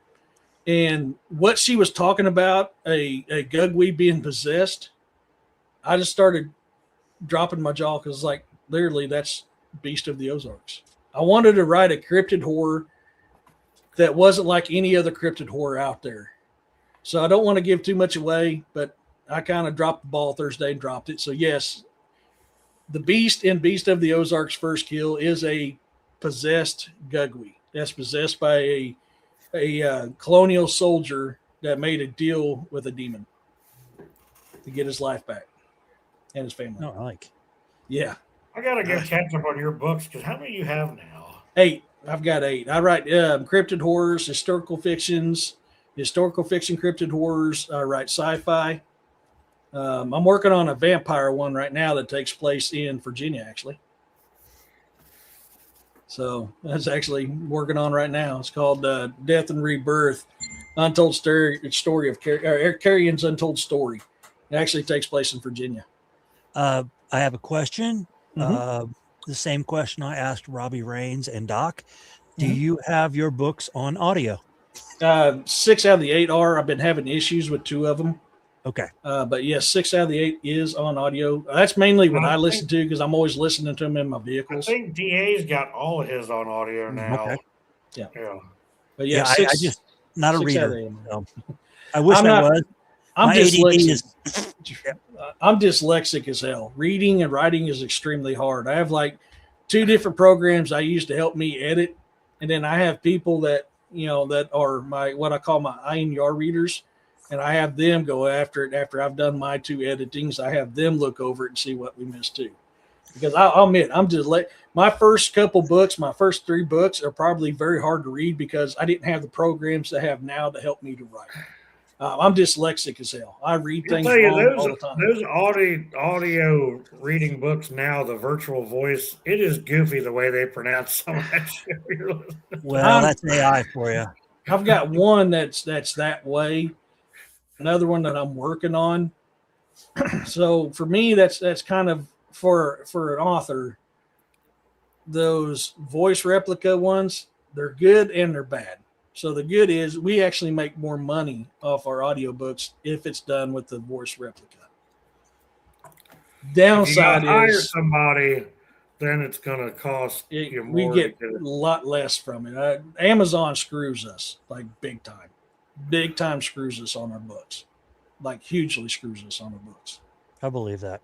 And but the bad thing is with the audio too, if the voice replica, it's like you said, they don't know the difference between live and live, lead and led. Yeah. Bobby and I were talking about that one night. I think it was one of his books. They were pronouncing something, and I couldn't stop laughing at the way they were pronouncing it. We listen, and it makes me mad that my wife and I have a podcast, and every night when we go to bed, we listen to some scary, true scary stories. Yeah, and it's 99% of them are AI generated, and I hate it because I look at the counts, 20, 30,000 views per, per story. And you're like, I can't get, people that have real shows and use their voices. And AI, somebody's doing multiple AI channel, multiples of these channels using these AI voices and making probably a killer money. I write fantasy, romance, and sci-fi romance short stories, and I put them on my YouTube. Those are done with voice replica. Sometimes it's my voice. I try to do it differently than most. I have a different voice for each of the characters. So I have a narrator's voice. Each of the characters have got their own voice. Sometimes it's me. Sometimes it's somebody else. Generally, the main character is my voice. I do use that because I just don't have set time to read it. And no matter hard, I cannot talk like a girl very good. So it comes in handy. But you're different because you wrote these books and, you're a real person. So that's different than me watching a YouTube channel that's cartoons drawn on the TV. So, I just admit, I use it for that mainly because of time. I'll be completely honest. If I had the time to read them myself, I would. So I recorded two different styles of my voice. Generally, the main character on my short stories on my YouTube channel, that's my voice you're hearing. And then I have a different voice for narrator, females, other males, whoever it is. And sometimes I mix it up. I mean, hell, I spend 3 hours trying to create this video short story, and I'll mix up voices from time to time on the characters. It happens. I mean, I'm a one-man show. On my investigations that I've started recording and putting on my YouTube channel, that's me. I'm doing an investigation. I'm recording. I'm editing. I'm stitching. I'm not the greatest in the world. I'm a one-man show that does all this. That's right. And one investigation, just to get one investigation out on YouTube, will take me every bit of a month and a half to 2 months of stitching things together, going through every bit of the audio evidence, every bit of the video evidence. And I'm constantly learning, trying to find new ways to how to make it more entertaining and more successful when I find stuff. I mean, you'll see the growth with all my investigations on my YouTube channel. You'll see the growth where I've learned new tricks and I've done new things. And I'm constantly learning, constantly evolving because I'm one man. I'm the producer, I'm the investigator, and I'm the evidence finder, and I'm the video content creator. Right. That's me. So it gets busy. Wearing a lot of hats and juggling. Yeah. I really need a team. For one, I can't afford a team. I live before paycheck to before paycheck. I don't have kids in the house no more, but it's still that way because I'm trying to recover. Right. Robbie Farrell said something I want to laugh about real quick. He said, I hate when they say a bullet caliber, it doesn't read correctly. Yeah. Usually they'll go like 0.9 mm or something. Oh my gosh. Like I'll put in 5.56, which is 5.556. Right. And it literally reads it like 5.56 mm. So if I put in 50 cal, it 0.40 cal. I'm like, yeah. Come on, dude. Yeah. It's a double-edged sword, man. Voice replica it's a double-edged sword. Make more money off of it, but the content there ain't near as good. I think it's more respectable that you're wearing all the hats and what you do, and that's a lot of work. That's definitely a lot of work. Yeah. And that's why I'm wanting to try to find some like-minded people very close to me. Because let's face it, folks, I'm getting long in the tooth. I really am. You're still I may be, but I'm a lot older than what people think too. So I'm still long. I'm long in the tooth, man. And in my hours, I've got a job that I'm trying to do. I work for another government agency. It's not a federal government no more. I left the federal government in 2012. I work for a local government entity now. So I'm busy. I just got a promotion, a new position at work. Man, I'm pulling 50 plus hours a week right now. Just bam, bam, bam. If it wasn't for other inspectors not having much, yeah. Oh, thank you, Roxanne. Roxanne's like my older sister. I love the shit out of her. But now that they're out, they don't have no work. They've been kind of taking a lot of load off me, which is nice, but I still have to come in from time to time. And when I'm on call, I'm on call every 6 weeks. God, man, I pull in hours. I've had to cancel shows because I get a call in before a show. I'm just busy. Jeff, I know I don't know. I want to get Eric off of here so he can get some sleep since he's got to go. I know you guys want to talk about the werecat. Do you want me to hit that before we get off? Yeah, sure. Yeah. Okay. So we had a incident here. We had a firefight between park rangers and a werecat, roughly an hour and a half, 2 hours south of me. Yeah, DA's talked about that one a lot. So that's what's funny is it wasn't very long after that shootout with the park ranger and a werecat down there in that state park, I got a report of one about 15 miles south of me. And then during my live, I've got another report about 2.5. Yeah. It is. She's got a black belt in chomper munchers. But I got a report about 2 miles south of me. Well, I had an embarrassing incident back in January. I disappeared for about 5 days, not by my choice. Come to find out, the person that caused it to happen got in a lot of trouble because I shouldn't have been there. So I spent 5 days in a place I didn't want to be. Very, very embarrassing moment for me. Him and Steve, DA and Steve had came up to look for me. Well, they had found one on my property. So, and it was like a couple weeks after that ordeal. I've been hearing some weird stuff, seeing some weird stuff. Like one time I was trying to see the Northern Lights. So, hey, Roger, I went outside. When I did, I have been all over this world. And I can't mimic this sound very good at all. And it's hard for me to describe the sound that I was hearing. But I've never heard this. And I have literally been all over this world. And I've never heard these sounds before. But I went outside to check the Northern Lights. And I heard some coyotes on something. You know, if anybody knows anything about coyotes, I've heard them when they're on something. Yeah. 10 of them can sound about 50. Yeah. I mean, it just, chances are there's probably 5 to 10 of them, but it sounded like 30 or 40 of them. And it was a split second later. The best way I can describe this was like a deep guttural woman scream roar mixed. It's very, very weird. I've never heard this with Bigfoots. I've never heard this with Dogman. I've never heard it with anything that I've ever experienced. Cryptid, paranormal, supernatural. I've never heard these sounds. And they were straight jacking the coyotes up. Wow. The coyotes went from a hunt to they were yelping in pain. They were getting jacked up by this two that was out there messing with them. Split second later to the north of me, several hollers over, you can hear 3 more of them, the exact same type of creatures. And I don't know. I have no clue what these things are. I've never heard this before in my life. So that put me on, oh shit, what do I got going on here? And then it was probably a week or so, maybe a little longer after that, I went out to my woodshed to grab some wood.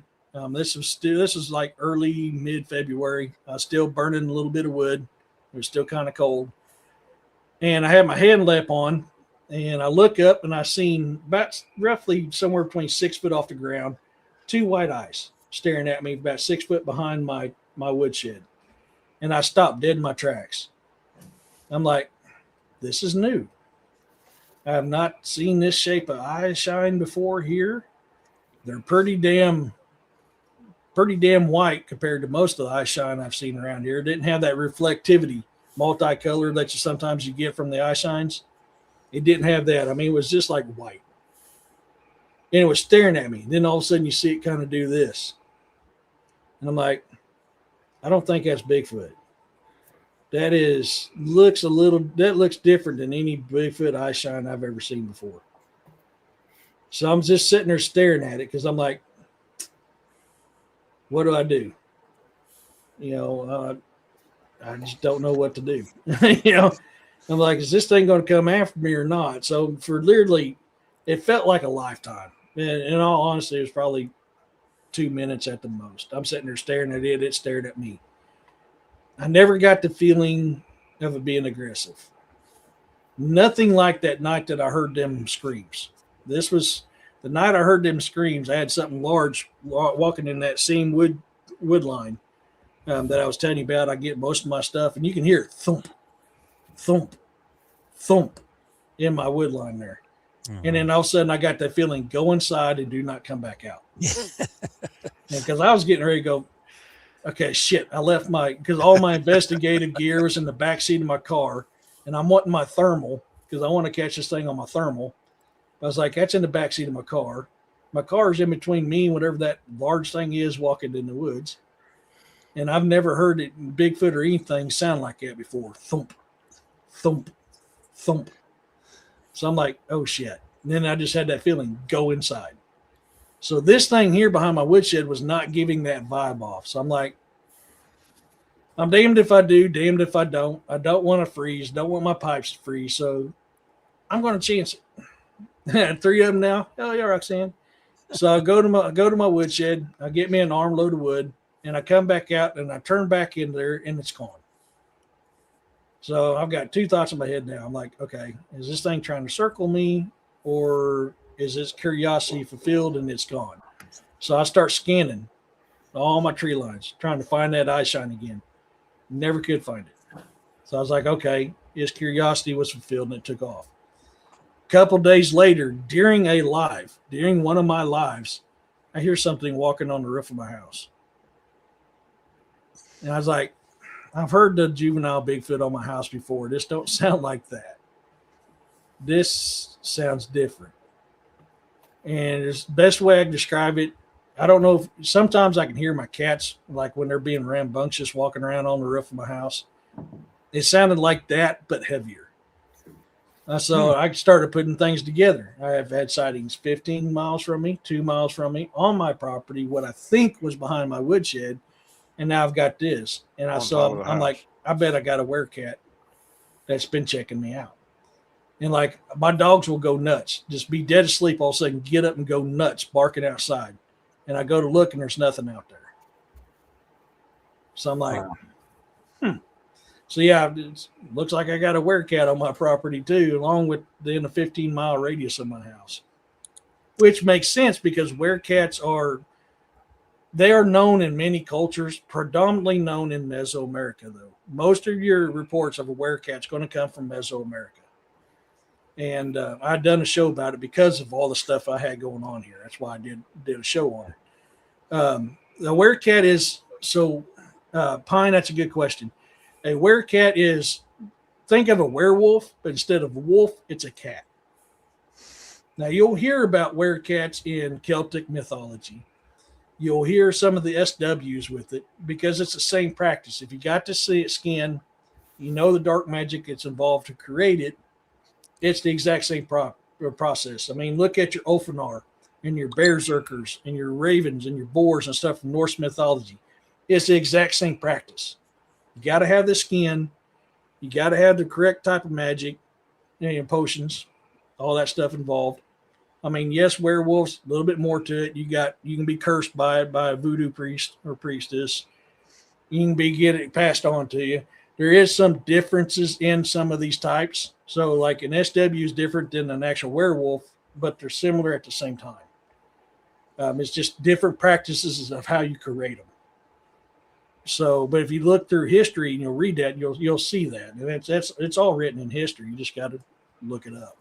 But it's same practice. So with all the South Americans coming up from across the border, it actually makes sense why we're starting to have werecat sightings here, where before it was like a needle in a haystack. You may find one here or there, and it's usually several years apart. Now they're becoming pretty predominant. Well, there is still practice to this day in Mesoamerica, and whereas in Mesoamerica, they're considered as guardians and protectors. They're not considered evil. So if a lot of them came up there and people know how that magic works, it would make sense why we're starting to get more of these werecat sightings here in the United States, where it was predominantly either on the border or across the borders where you heard it from. So that's the difference. Yeah. There we go. And that's Thanks for explaining that. Yeah. That's I was looking that up, and everything that you were just saying was what I found here. I Yeah. googled werecat. Yeah. I've got a lot of Mesoamerican friends. I've got friends from Mexico, Puerto Rico, Dominican Republic. I've got them from even down south, Brazil and stuff like that. And they all tell you the same thing with them. But most of your reports is from Mesoamerica, but you will find them in Celtic mythology and some of these others as well. Where are they almond shaped, wide eyes? Little bit bigger, Missouri, a little bit bigger, but that's a pretty close description of them. It wasn't like a normal human eye, if that can make sense. It was like bigger than a human eye. It's bigger than any type of Bigfoot eye shine, dogman eye shine I've seen, or any other type of eye shine I've seen. It's bigger. So is a werecat a transformation process of, yes, creature summoned from another realm? Yes, you need the skin. It's the same as an SW procedure. You need the skin. So whatever skin of cat, which is predominantly in Mesoamerican, was jaguar. That was the prominent cat species back there. But you'll find some throughout history where they'll almost look like a smilodon. That's because they had a skin of one. So long as you got a skin of a certain type of cat, it's the same process. And we got Wampus cats here too, Robbie. A lot of people don't realize that Ozark Mountains are the oldest mountain ranges in the world. And they used to be attached to the Appalachians. They've just been eroded down through time. Just because the mountains have been eroded down doesn't mean that magic or those creatures have left. Uh-oh. We lost the Jeff. Jerry did it. Yes. Yes, Sweden. Yes. Very much like it. Yes. Hey, DA. Was your ears a burning, bro? Hey, DA. But yeah, so no, these things are very interesting. It's fun. DA's book, Blood Eagle, I think it is. He actually talks about some of them in his book. Okay. That when he popped in here, it just popped in my head on that. That's what I was What's wondering. the DA? Yeah, who's DA? Who's DA? Never heard of him. Who's DA? Robbie, I'm glad you explained that because I hear about so many different cryptids. You know, I'm fairly new to the cryptid game. I've been in this about a year now, and it's like every show I'm learning something new, and I take notes from the show so I can research all these creatures, and that's Rob. Thank you. Yeah, you're welcome. I guess that's interesting. I mean, it really is. Like a lot of people will mix berserker. Berserker's not an actual name. That's just Western. Hey, Brother William, Western civilization getting involved. It was actually berserker. They were a type of group that turned into a bear. They were mindless. They were brutish. They were strong. They usually went into battle naked. They would have people, literally spearmen behind them, protecting them because they could not think. Unlike an Ulfanar, a wolf. Ulfanar means wolf, like wolfman. In Latin terms, wolfman. They were more feared than berserkers were because they were cunning. They were smart. They were intelligent. They were known to go into battle naked, but a lot of times they had armor. But they were more feared because they were extremely intelligent. But they had to wear the pelt of a wolf or a pelt of a bear. The exact same concept as all this other stuff we're seeing. I like what Sweden says here. Mm-hmm. They were high on mushrooms. Yep. Yeah. That is one of the leading theories there. The Ulfanar were the chosen of Odin. Correct, yeah, yes. They were known as, the chosen of Odin. Correct. Yep. They're very, very awesome. Ulfanar are, if you read anything in any type of history of anybody that dealt with the Nordic people, a lot of people call them Vikings. Vikings is a very bad concept. Vikings is like pirates. It would say like, hey, Bucky, you want to go out a Viking? Means you want to go out Viking, a Viking. Or, hey, Blackies are a Vikaner. He's a Viking. Hey. He's a pirate. Okay. That's what that means. It was actually the true, what do you call it? Battle. The respect, the the tradition, the reputation was done by Dringer. You practice Dringskapi. It was the warrior's way. Most of your people you dealt with the Norse, with the Swedes, with the Danes, with all them, they practice Dringskapi. And that's what they were. Then we actually have Shall we go a Viking? Yep. Shall we go a Viking? Yep.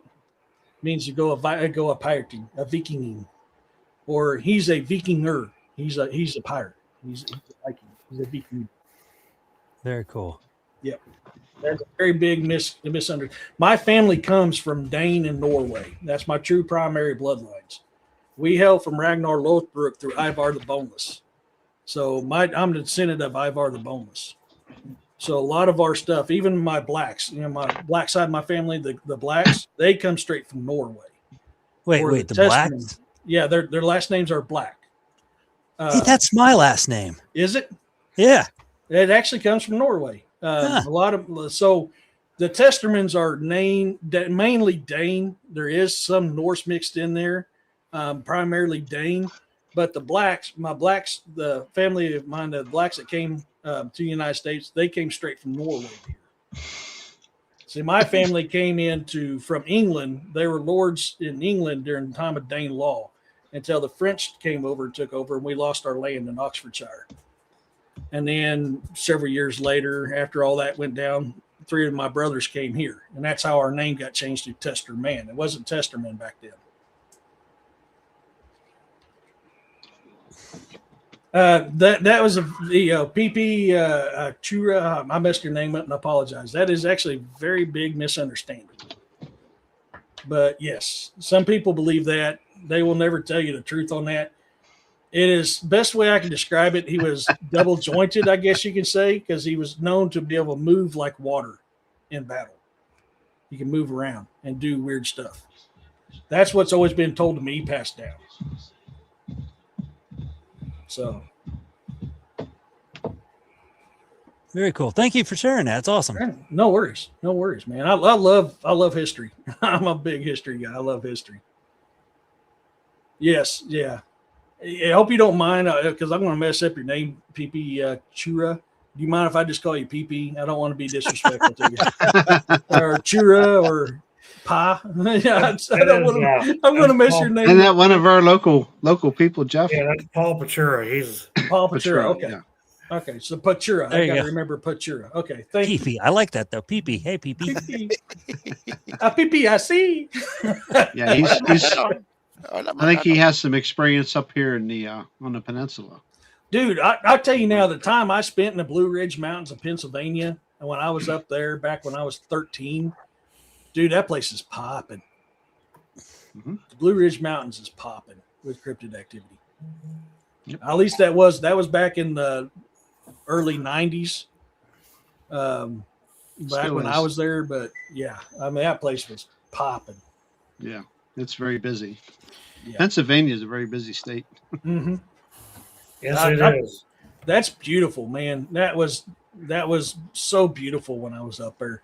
I hiked the mountains up there with my aunt and uncle when I was there, and oh my God, that was just so beautiful. But I can tell you, that place is popping.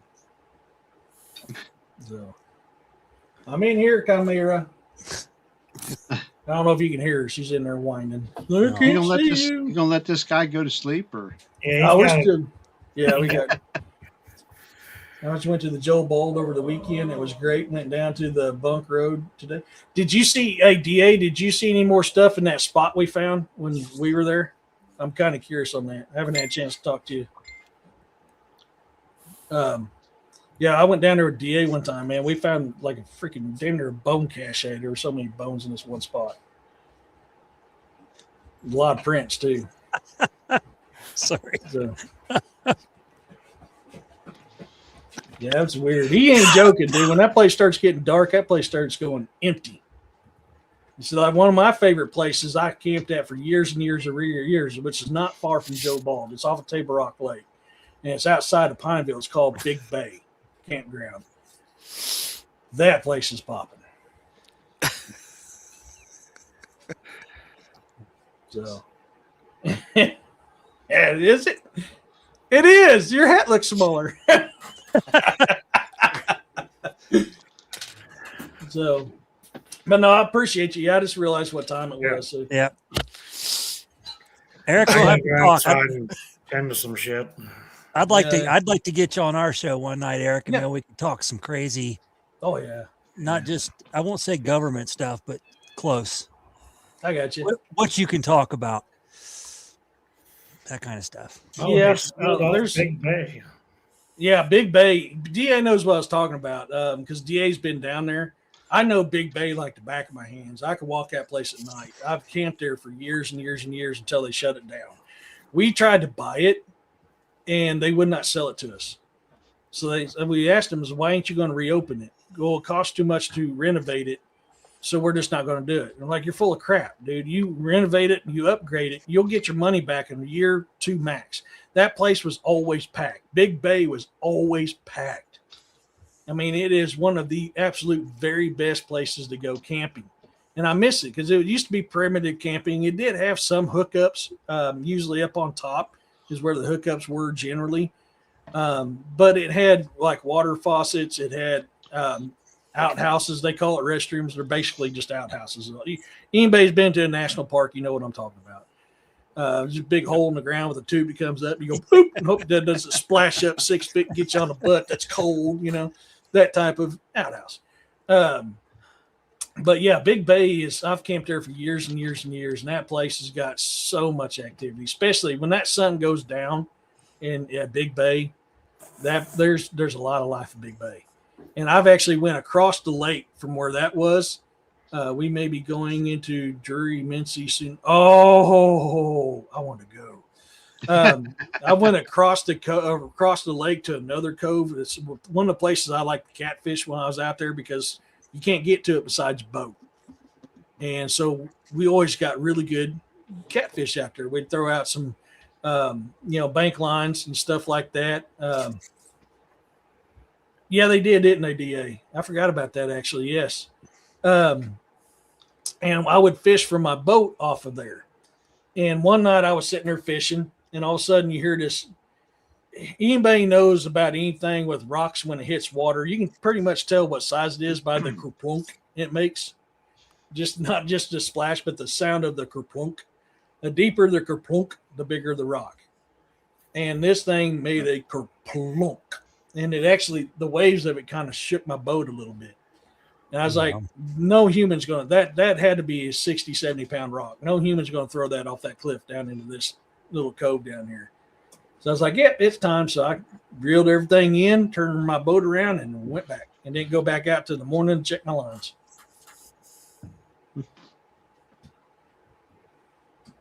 So, yeah, it's popping. The Table Rock is popping with activity. Ozark Howler, Dogman, Bigfoot.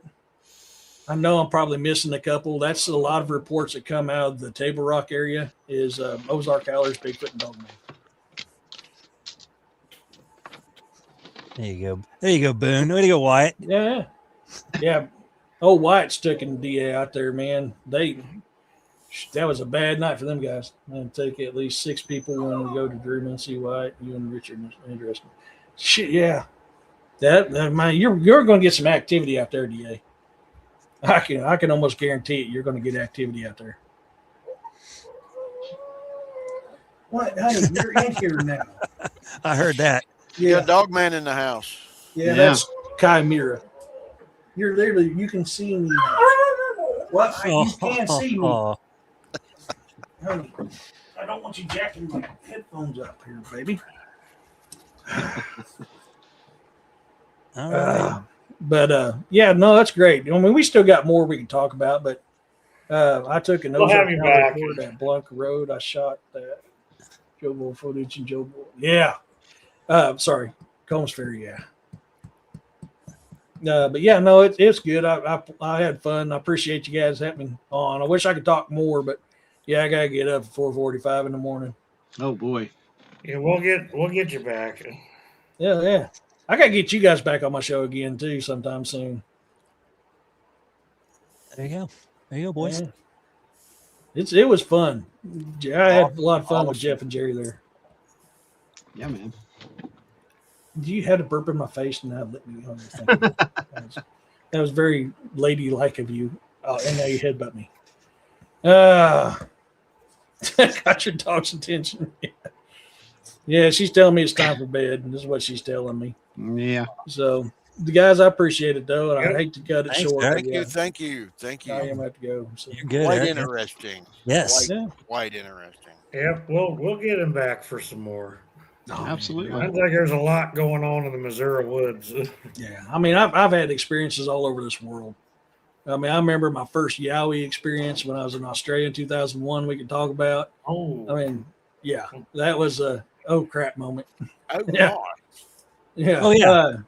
The bizarre and the unknown. But you're. Oh. Give me a second here. I'll type it in here for you. Trying to type it. Yeah, don't say- I think Gary's over on his Coley channel. Yeah, that's probably where he's You'll at. say that, and then Pops will pop up in here with the. Well, he's been doing a lot of hosting too. Yeah. Well, at least you're doing better than Snow is. You're just laying there as I'm moving everywhere trying to type. Thank you guys. So until next time, folks. Hey, what time are you on usually, Eric? Do you have a ticket time or you just hop on? Saturdays is my campfire chat show. That's at 5:00 Central Standard Time. That was created by my subscribers, actually. Okay. That's a place for you to come on if you want to share your encounters. I'll bring you on live and we can share it live and talk about it. If you just want to talk about it in chat, we can do that then too. That's what that show is. If we don't have a lot of stuff going on, we'll pick something and we'll just talk. It's just like people sitting around a campfire talking. That's why it's called Campfire Chats with Eric and Guest. Then Sundays is my more formal shows, the bizarre and the unknown shows. Last couple weekends, I've done them on UFOs because I was really sick, couldn't do one for more than an hour the weekend before. So I tried to continue it the last weekend, and I lost power during the storm. But I've got a couple people I need to bring on. One of them I've had on my show before. He's been having a lot of stuff. His name's Jerry. I believe he was on Jessica's show the other day. I'm bringing him back on to talk about some more stuff he's got going on. We'll be having Ryan Paul Tremblay back on again because we're going to be talking about some more stuff. But so I will be having some guest appearances coming on here soon. I won't be just this old fat hillbilly talking. All right, man. Sounds Got a lot good. going on. I thank you for being here. It's thank you. awesome to talk with you. Yeah, it's so hard to coordinate with me because it's very rare that I'm off on a Wednesday. So, and that's usually one time you guys are going on, I'm hitting the hay. Like I can't even catch DA shows live anymore because I'm usually asleep. So I catch, like you guys, I usually catch them in my truck going to work or at work. Cool. Yep. We appreciate it. Yep. You got my Talk, cord Jeffrey. wrapped around you. Talk, Jeffrey. I got my cord wrapped around. Come here, honey. You got my cord wrapped around. I got to go outside and check on one of our freezers full of. You got a show to finish first. I know. Yeah, you're the That's in head charge, honcho. man. Come on. Yeah. Hold on, baby. Let's see. Anything in Come here? here, give me your butt. Give me your butt. I don't need my cord. Man, you got this thing all wrapped around. There we go. Any parting words of wisdom? Do as I say, not as I do. Don't go in the woods by yourself. There you go. That's perfect. Sound advice. I gotta quit doing that crap. Sound I advice. really do gotta quit doing that. I'm glad I managed to get you this week. I was. I was like kind of iffy, but I was like, man, yeah, I know he's been wanting me to come on, so I was like, I can sacrifice an hour or two of sleep to come on. You know, push comes to shove, I'll catch it somewhere else down the line. Oh wow, Hillary's in here, huh? Yeah, she just got Yeah, here. she's in. Don't Oh. worry, she's in. Carolina just came in too. He was in and out. So, all right, I'm gonna put you down for now. We're getting ready. All right, to- Jeffrey. a little bit. Yep. There we go. All right, so we're gonna sign off on this thing, and we'll see you. I don't know, Jerry. What's We'll see. I'm We'll not sure see. about next week because I'll Yeah, be Jerry's over going to be down at the he's state going to be park. So, camping. see if I can get some more pictures stuff. Nice. Ooh, Maybe Yeah, some video. dude, I can't wait. I'm so jealous of everybody getting to go in the woods right now because I'm like, I'm so busy. I need to get out there. Maybe something will smack the RV again. There you go. Yeah, call me. I'll bring the kid and we'll come look for it. Yeah, man. Well, maybe it's been convince great seeing convince everybody Alabama here to come tonight. up too. We got Jerry. We were long enough. We got Jerry back on. Yes, Leanne, I'm still alive. I'm just busy. She was afraid that I gotten rid of yours. Please. No. There's a new sheriff in town, boys. He has a new sheriff in town. His Yeah, name's Bucky. He needs a bigger hat. I just got a new hat. She got me. No, I think we're talking about Jeff. Yeah, I need Jeff a bigger needs a hat. bigger hat. I got you. Yeah, Pat said that I need to give Woody from Toy Story his hat back. I saw that. Yeah. This one here is all leather. This is all leather. Yeah. I mean, I've had this thing for years, and it's probably one of the most comfortable hats I've ever owned. I've got one hanging up over here. Can't trust dairy farmer. No, you, Dude, comment. Jeez, hats off to dairy farmers. I can't do that crap. Neither Dairy can he. farmers. Yeah, I'll stick to my beef, man. I'll stick to my beef. Nope, I ain't got the patience to be a dairy farmer. No way. I got beef too. No money in it anymore. Much unless you got a huge dairy operation. No, there ain't, man. That I don't Yeah, think there is. Marmac. We're not one of those big ones either. So Yeah. You got to have a big dairy operation to be Yeah. anything big money. So Yeah. You've got to have money to. oh yeah. Mark and I were talking about that Sunday. It's horrible for farmers. Yep. Man, well, I mean, yeah, dairy farmer, you're working that thing 7 days a week, damn near, 16 hours a day. I mean, it's just, I like my beef. I can just look out there, they're doing good, and I can go back doing whatever I need to do. Beef is so much easier. I'm gonna sign this thing off before these hat jokes get too out of control. I see that. I see that. Old Zippy. All right. Well, guys, it's great. Sorry I missed out on some of this stuff. It's I got to go back and hear about your latest cryptid there you were talking about. Oh, yeah, the werecat, yeah. Yeah, I caught the tail end of that. I have to go back and I've got to do some more looking into that. The original reporting guy, he was a archaeologist. He's got a lot of interesting stuff. So that was actually a peaceful encounter too. So yeah, we can hit some more of that up sometime too. yeah, on my show or this one. Mm-hmm. Definitely like to hear more about that. Yeah. For sure. Yep. Cool. Okay. All right. Not sure about next week, folks, but we appreciate everybody being. I'm sorry, Jeff. I didn't mean to take over for you. But we appreciate everybody in chat tonight. Big love to everybody as usual. And, Yeah, always good to see all of our people. We got some new people coming in now, so we'll bump up them now he wants numbers. to talk. Yeah. You ever noticed that about Jeffrey? I think you ever bought it for the He could be evening, asleep for an hour, the last hour of the show. Oh no. And when it's No, time to that's log horrible. off, Yep. that's when he wants to talk. He got to get his catnap in. That's it. Yeah, that's it, pretty much. But we appreciate everybody being here tonight. We appreciate Thank you. Yeah, appreciate Mr. Testerman for being in here. And you did talk about your book, I presume. You just Yeah. released. Okay. Very good. All right. Chad, thank you. Bucky. Sure, Yes, sir. Okay. What else do we got to do? You got buttons to push. Yes, we got buttons, but I got to get over to the right thing here. Oh yeah. Sorry, there's an We'll outro. let you know. We're not sure about Tuesday. We'll have to let you know next week. If I can get service, we'll see. Cool. If there's Good stuff night, going everybody. on, we'll definitely go live. That's for sure. Do a Are lot. you pushing me off here now? Now I want to talk. Can I talk? All right. Appreciate everybody. Hopefully we'll see you next week. If not, it'll be the week after. Good night, everybody. Night, everybody. Everybody, Peace, love, and blessings, everyone. Milkman out. Hey, Chad, that's the wrong one. What did you do to me? Hey,